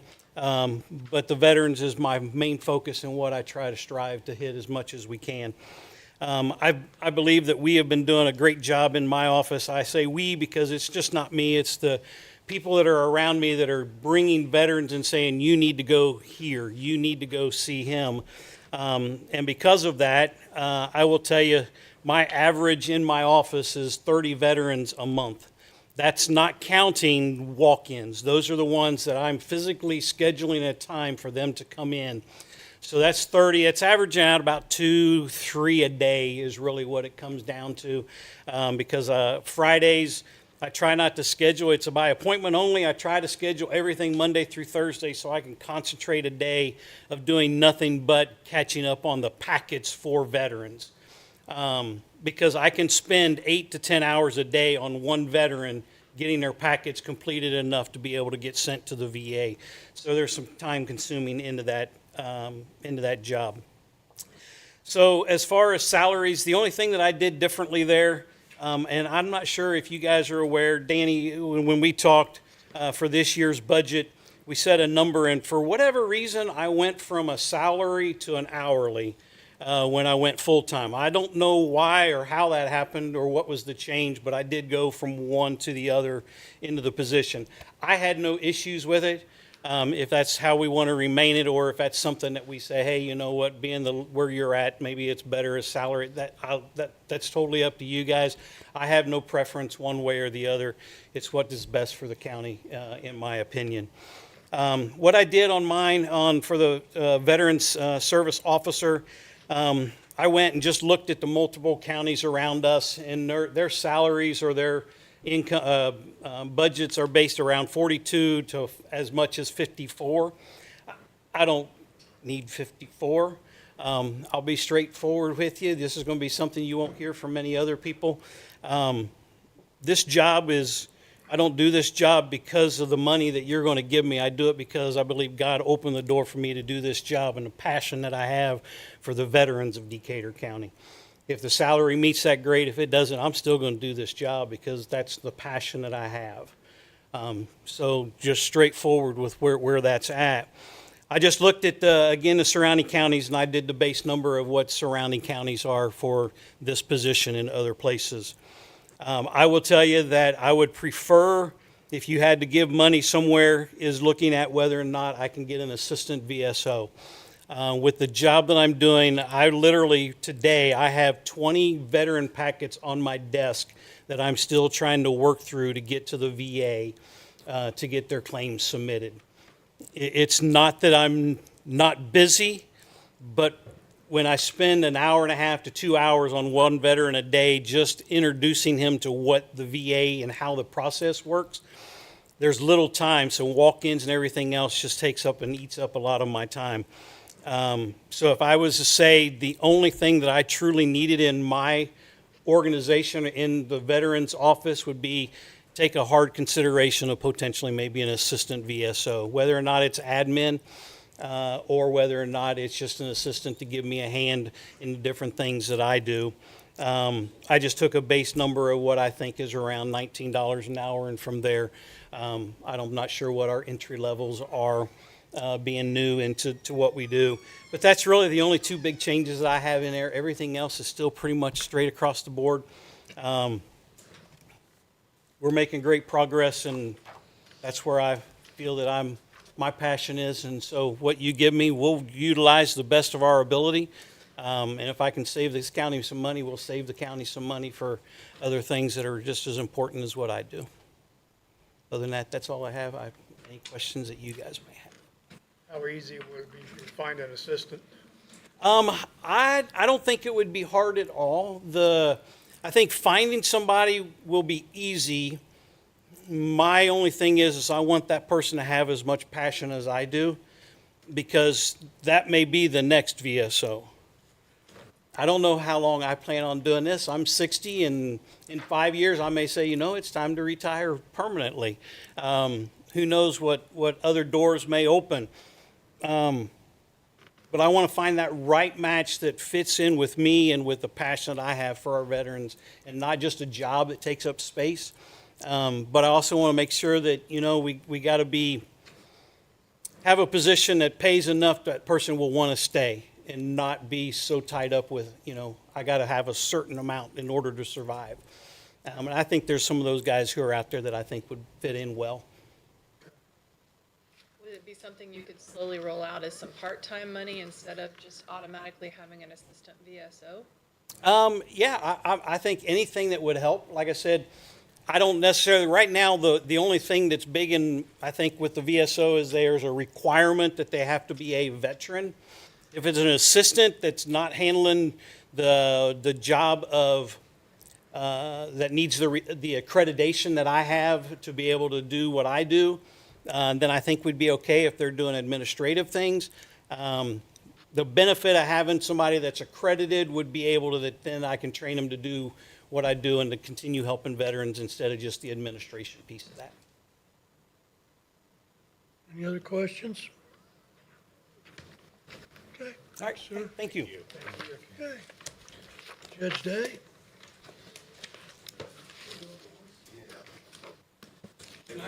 Tag team. Come right on. Sure. Yeah. I guess if you have to, you might as well. All right, Kill two judges with one stone. all right, yeah. Both up, same title work. Good afternoon. Thanks for letting us come in all together at once. I think it's the best way to present things, have us all here, because we do a lot of things we work together on. So I want to kind of go through some of the background of what we do. We've all written letters to you. We've all explained all the numbers that we want. But they're really, for the judges, they're really two big ticket items. One is probation and the other is public defenders. Probation is bigger, so I'm going to talk about that first. And when I say probation, I'm kind of generically referring to community supervision. The vast majority of people convicted of crimes in Decatur County will be put on some type of community supervision at some point in time. And the state has statute creates 3 separate agencies for community supervision. One is parole. That's run by the state. That does not have a lot of impact on us. You're really only talking about people who have no supervision on the back end, and that does not happen real often, and there's not a lot of, I would call, robust supervision. The other 2 are controlled locally, community corrections and probation. And so we have, just to toot their horn a little bit, I don't think anybody has better community supervision than we do. We're going to people's homes, we're drug testing people, we're checking to see if they're where they're supposed to be when they say they're supposed to be, and the prosecutor's office is taking it very seriously. When there are violations, the prosecutor pursues them, and it pursues them timely. It doesn't let them sit forever, so we have a great system. And the system we have now is really kind of a court services model, which is sort of a cooperative combination. In 2013, they changed the criminal code dramatically. They reclassified offenses. They came up with really different policy on things. And at that point, they were really excited about it at the state, and then there was grant money. So the secret to that was to do the things the way they want us to do them, which we have to do anyway. So Matt had connections with other departments, and we came up with a way to combine them. And so the benefit from that is they share offices, they all talk about cases together, and we share whatever resources we can so we don't have independent things and independent spending that we don't have to have. And that's been really effective. And Matt and Abby have been great leaders of those departments. And I think a testament to it is we don't have a lot of turnover, but we recently did have one officer leave to go back to closer to where that officer lived. And we had someone come back that had been there before. So Matt can't be all bad. He must be doing something right. So we have a great department. And the way that this is funded, we try to fund it as much as we can through fees. We take it seriously, imposing them and collecting them. It's a big deal, and we do it. And those fees are all set by the statute. We can't freestyle. We can't say we want to raise this fee or come up with a new fee. And so when you talk about probation, you're talking about 2 kinds of fees, probation user fees and the probation administration fee. The probation user fee is an initial fee and a monthly cost for every month on probation. The administrative fee is a one-off upfront cost. And I did a little research to try to figure out how far back these fees go.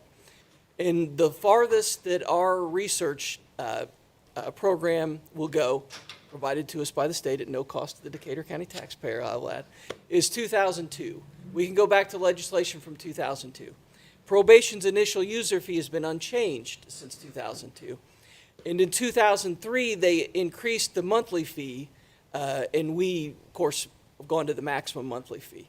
2003 was also the year they instituted the probation administration fee, and that's because the state at that point started setting salary scale. So they went hand in hand. And so the salaries are set by the Supreme Court every year. They go up however often they say they do. I don't think they go up this year. But the fee that's supposed to pay for that is unchanged since 2003. So to give you a little idea, I went to the Federal Reserve website. To buy what $1 would buy you in 2003, you must have $1.82 today.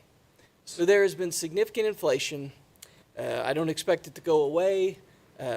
I think that the federal government, one of the ways you pay massive debt if you owe it in your own currency is inflation, and I don't think they're terribly opposed to it. So those fees have been static since then.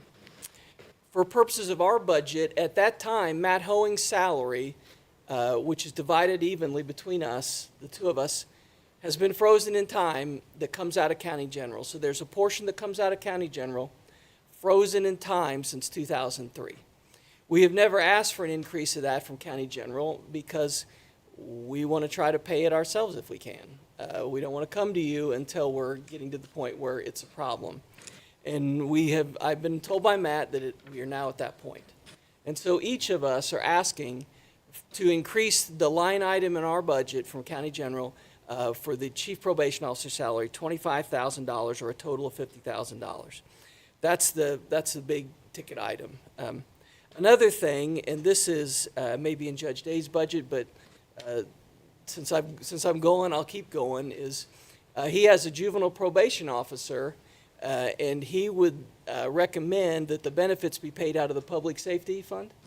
And just to kind of give you an idea about hiring people and retaining people, the pool for probation officers has gotten smaller and smaller and smaller.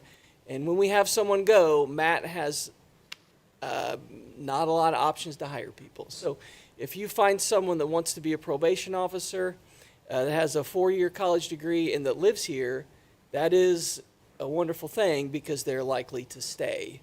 The ones that we've had leave, the last one that left didn't live here and wanted to be closer to where that person lived. So that's the situation with this probation officer. We really want to keep her. She does a great job, and that's in Judge Day's budget. The other thing that I'll cover with my time is public defenders. We're in a lawyer shortage in Indiana. As once again, you always say, people, is that a bad thing? Well, if you want to have a functioning criminal justice system, you must have lawyers. It's not optional. We're required to do it.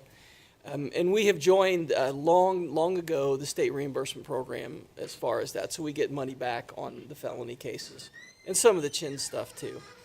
And we are in the pool competing with the other counties, right? We have people leave. We have a set of people here. And so the cheapest way to provide public defenders is a contract. That way we don't pay benefits, we don't provide any overhead, nothing, just straight salary. And that's the cheapest way to do it. Other counties, like somehow Rush County has a chief public defender full-time. I suspect that they pay way more than we do, and we process a lot more cases. So our main competitor seems to be Shelby County. And so I had my staff check and see what Shelby County would pay. And Shelby County does contracts, but they also have a chief public defender who does the assignments. And they also have staff to do some of the motions and work for them, right? So there are some things they give that we don't give. And so Shelby County, for 2026, that's last year, they paid public defender contracts $51,090.58. I don't know why the number's so specific, but that's what they paid last year. or currently right now. And we are at 45. That's what we pay right now, 45. We don't provide any of the extras. We do try to make it easy as possible on them. Try not to be, try to be respectful of their time when we schedule things, which is a benefit to them and us as well, because a public defender that has a lot of cases set on one afternoon is unlikely to try to continue them at the last minute. So we try to do that. So what we would like to do is increase our public defender budgets so that we can pay next year $47,000. We think that that'll keep us close enough where they can, be at least see the other counties, because they're getting paid more elsewhere. Fayette County pays more because they have trouble getting them. But we think if we're at least somewhat competitive, we'll be able to keep the people that we have. Those are the big ticket items. The other things, salary, you'll set it. It is what it is for court staff. And so I don't have anything on that other than that we use the numbers that were suggested to us.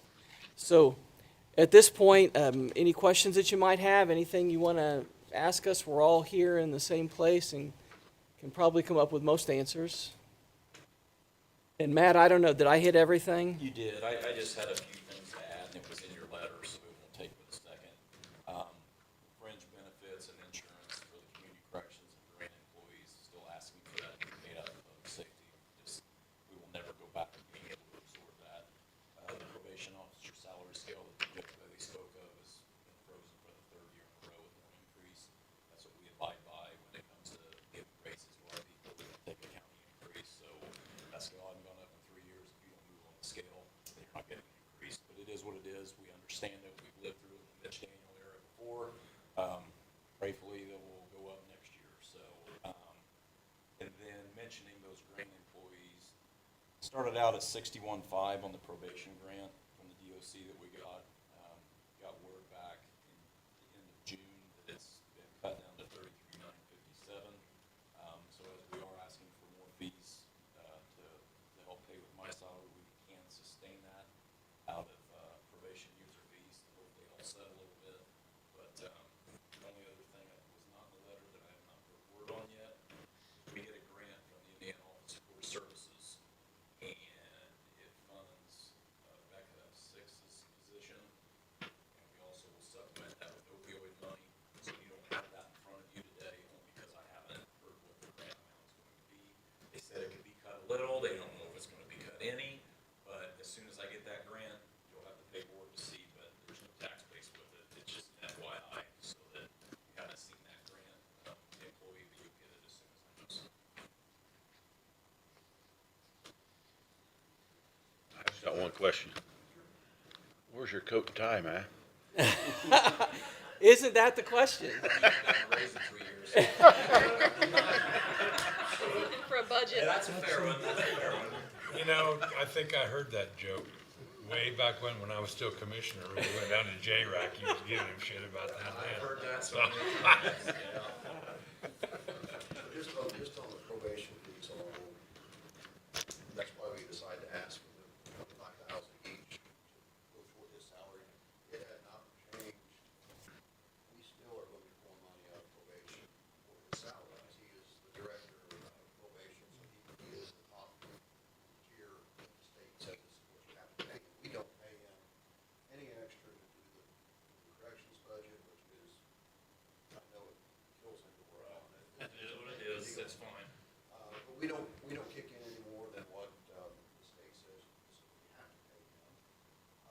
But if you imagine that 50,000 every year coming out of probation fees is not sustainable. We don't quite that much.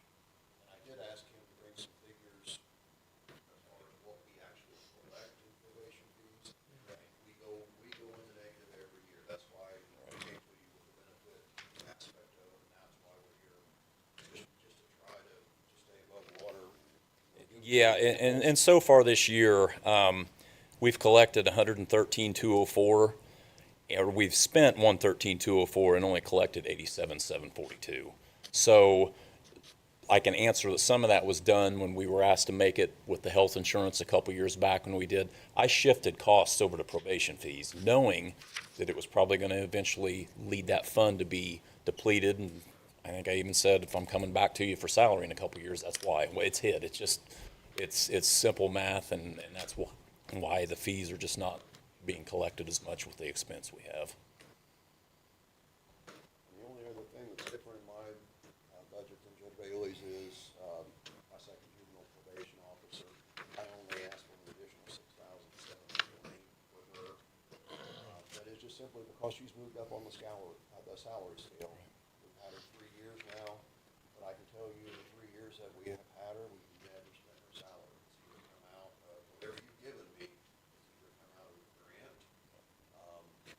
And that grant's going away, which is why we're asking for more. Part-time with her to avoid having to pay any benefits. So we have done everything, and that position worked out so well for us. She does a lot of programming with the kids. She works with the schools, she does summer programming. She's really earned her keep.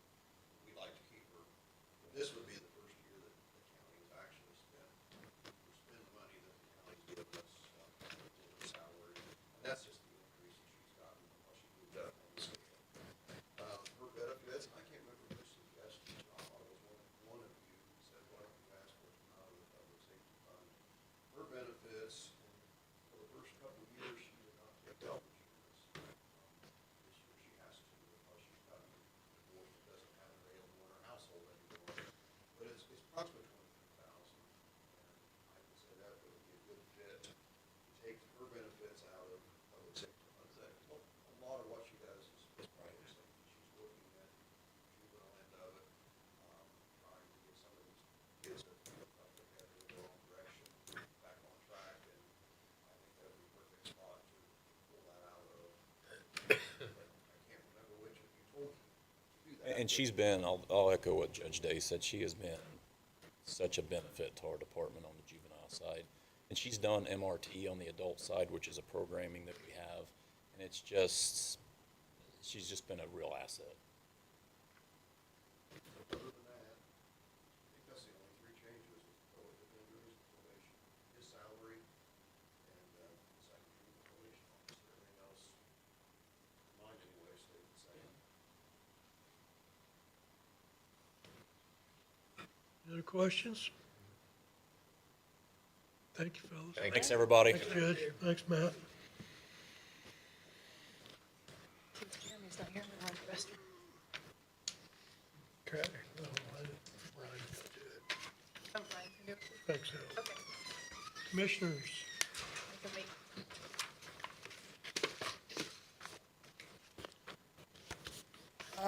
We've got three different budgets here. You want to start with the commissioners first, the 0068?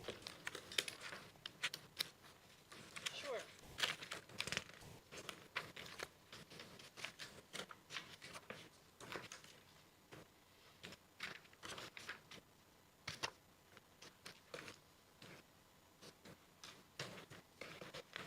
Yellow tab there.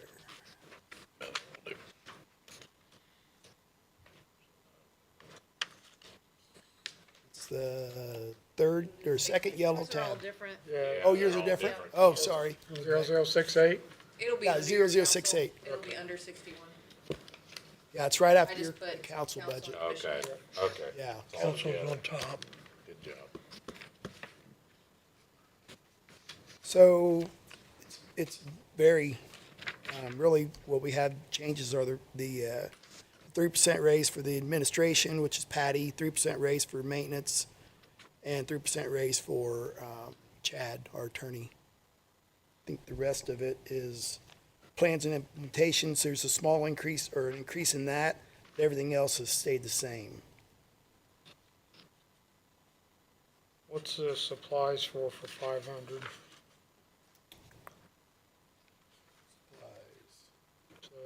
Page 21, Question, Kenny, I cannot answer that. Spent $237. Didn't budget anything last year. So that's for Patty when she orders toner, anything for her office supplies, HR. Patty's stuff comes out of theirs. So paper, pens, that kind of stuff that she orders. I'm not sure why 21300 and 21301 are not combined. I'm not sure why there's a differentiation there between office supplies and supplies. So I honestly, I can't answer that question. I'll look at that. 'Cause I don't either.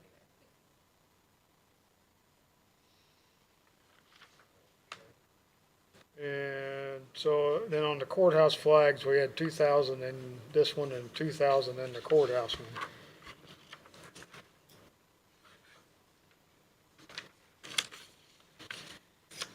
We go to courthouse, there's another one there for $2,000, if I remember right. There is.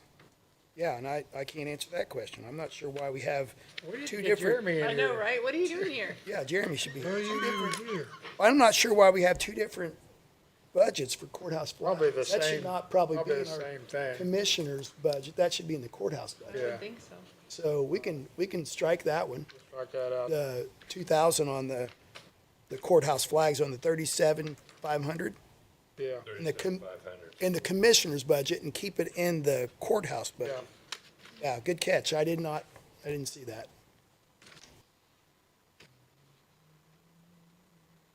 I thought maybe the veteran VA could get you courthouse, get flags.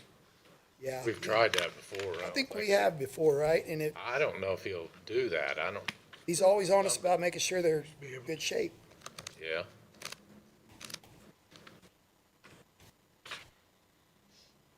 I actually thought that,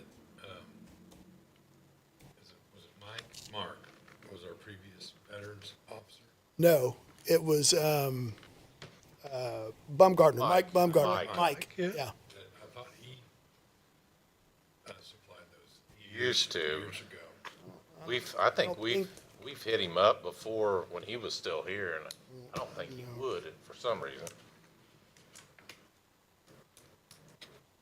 What's odd is, as you both say that, you look at 26 or 25, 26, there's nothing in there for on either one of those line items for flags for 26. Was it the flags you got on the courthouse now, is that what it was for?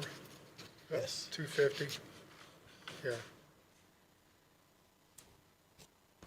I'm not sure why it's $2,000. Go check that out.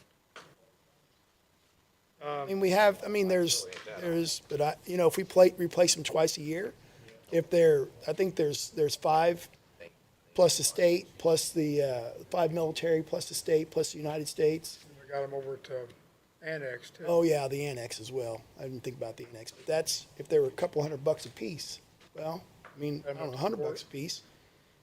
I'm not sure. I have to look into that. Fairgrounds have one. Yeah, they really need one.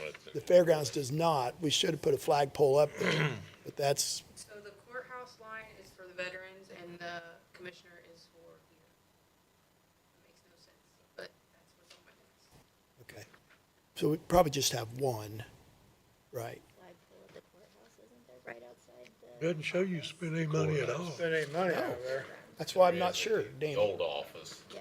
It needs to have one up. And to do. examine records, but, There was a flagpole out there, and it seemed to disappear. okay, we got 30,000 budgeted, haven't spent a nickel of it, and you got 45 next year. Wait a minute, what are you talking about? Examine records, 38,400. Power past us 2 flagpoles. Wow, They said they came from make supplies. that's a pump for nothing.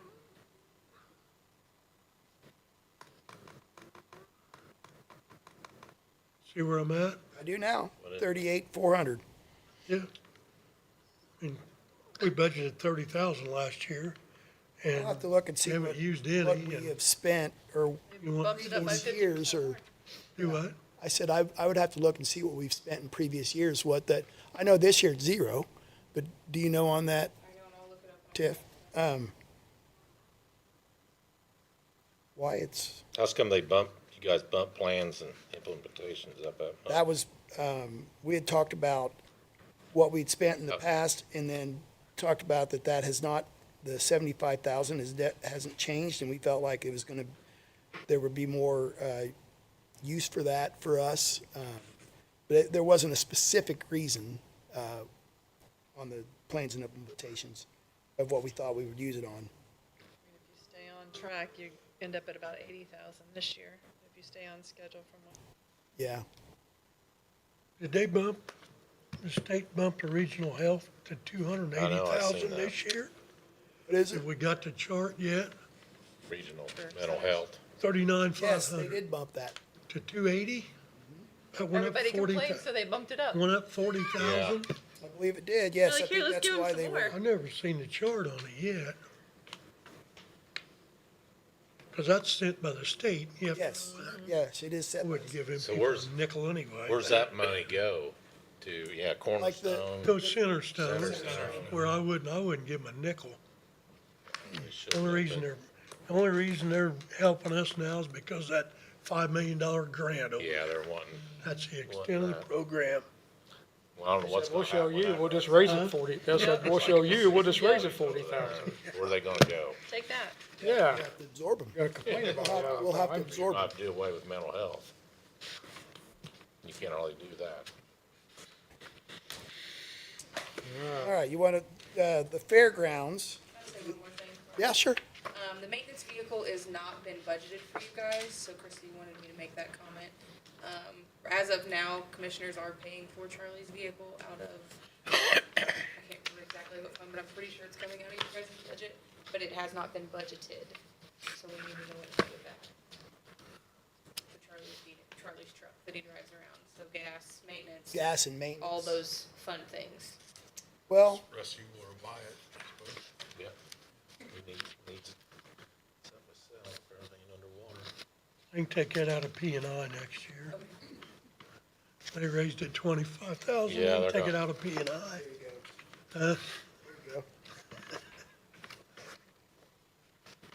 all right, fairgrounds.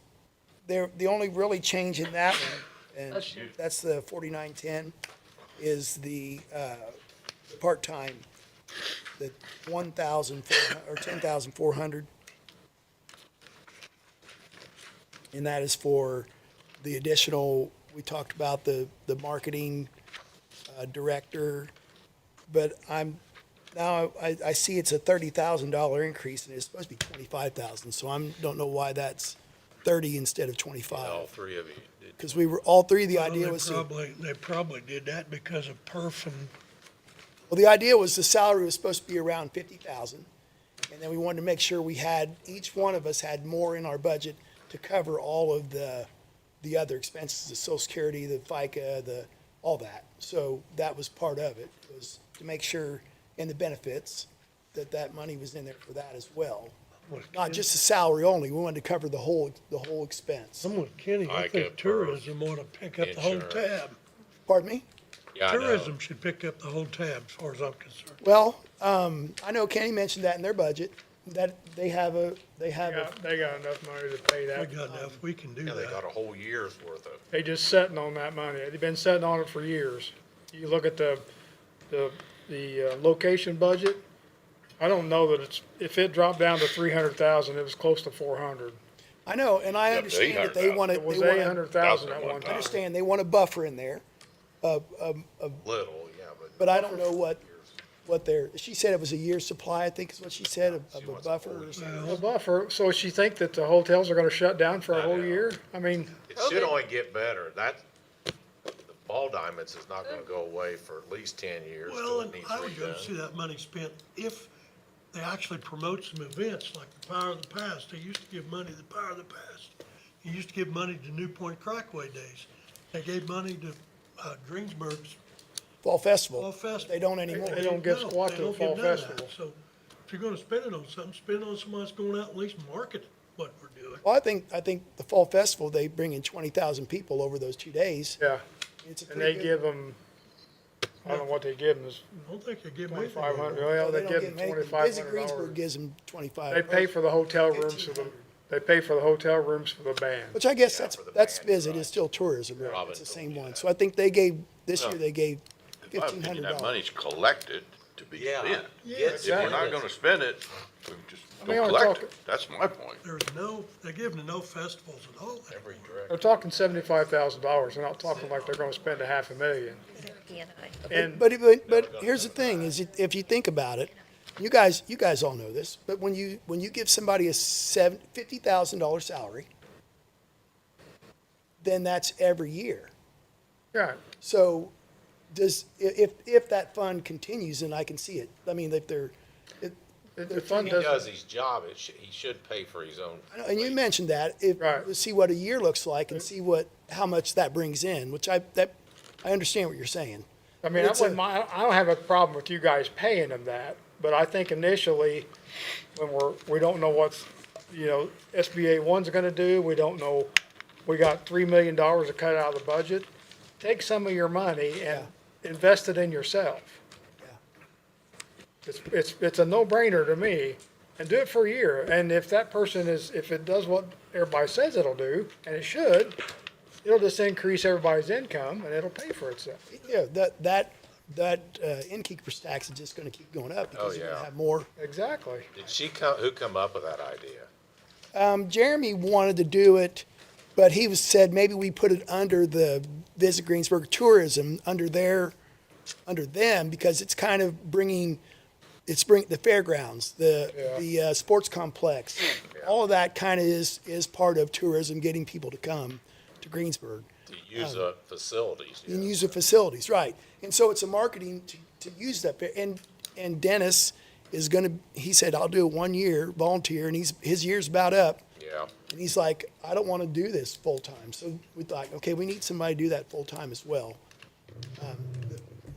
Because also Benita is leaving now. I didn't just realize that. Yep. But they're going to go from a full-time salary to a part-time salary. She's the one that takes all those phone calls like, hey, I want to use the community building.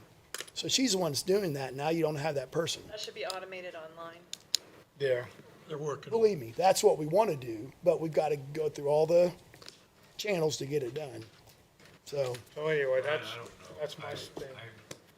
Ask the Standing by question, it. who's I gonna agree. I'm standing on be that. responsible for the new employee that's gonna sell all of our assets and stuff like that?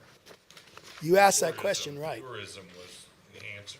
That was, you don't feel Please like don't. that's the, Don't no? let her, yeah. Please don't. Okay. I think that ought to be commissioners, because that's where the buck stops. Okay, so if that's the case, then we can't do what Kenny would propose to have tourism pay for it. Don't pay for it. I don't know that that would be absolutely the case. If tourism's gonna pay for it, and you guys manage that thing. Mm-hmm.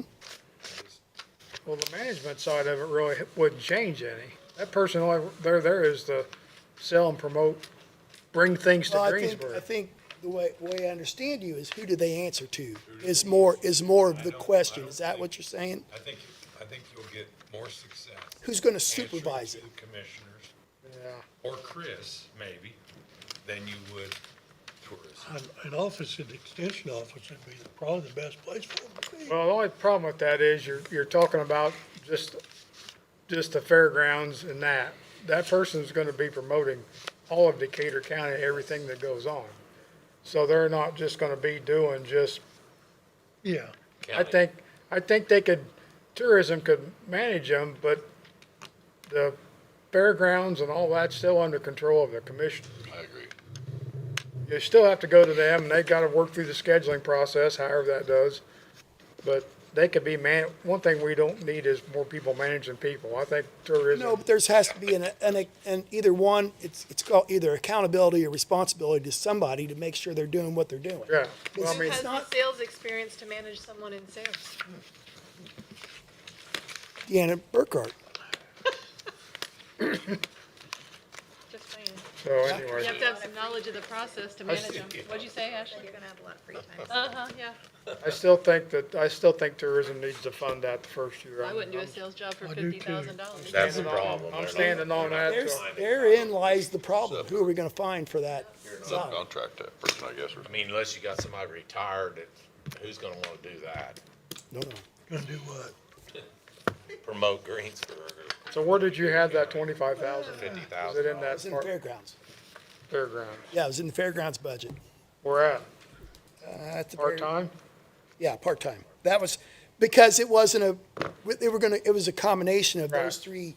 Right, you were just paying part of it. Yeah, so that's why it was considered part-time, because it was 25, 25, 25 to Yeah. get it to that. And I believe it was a $50,000 salary, and then the rest of it was to pay for. all Perf and all that, yeah. Perf, Yeah, yeah, insurance, yeah, all that, yeah. yeah, So we wanted to make sure we had everything covered. right. And that makes sense. That's all I got.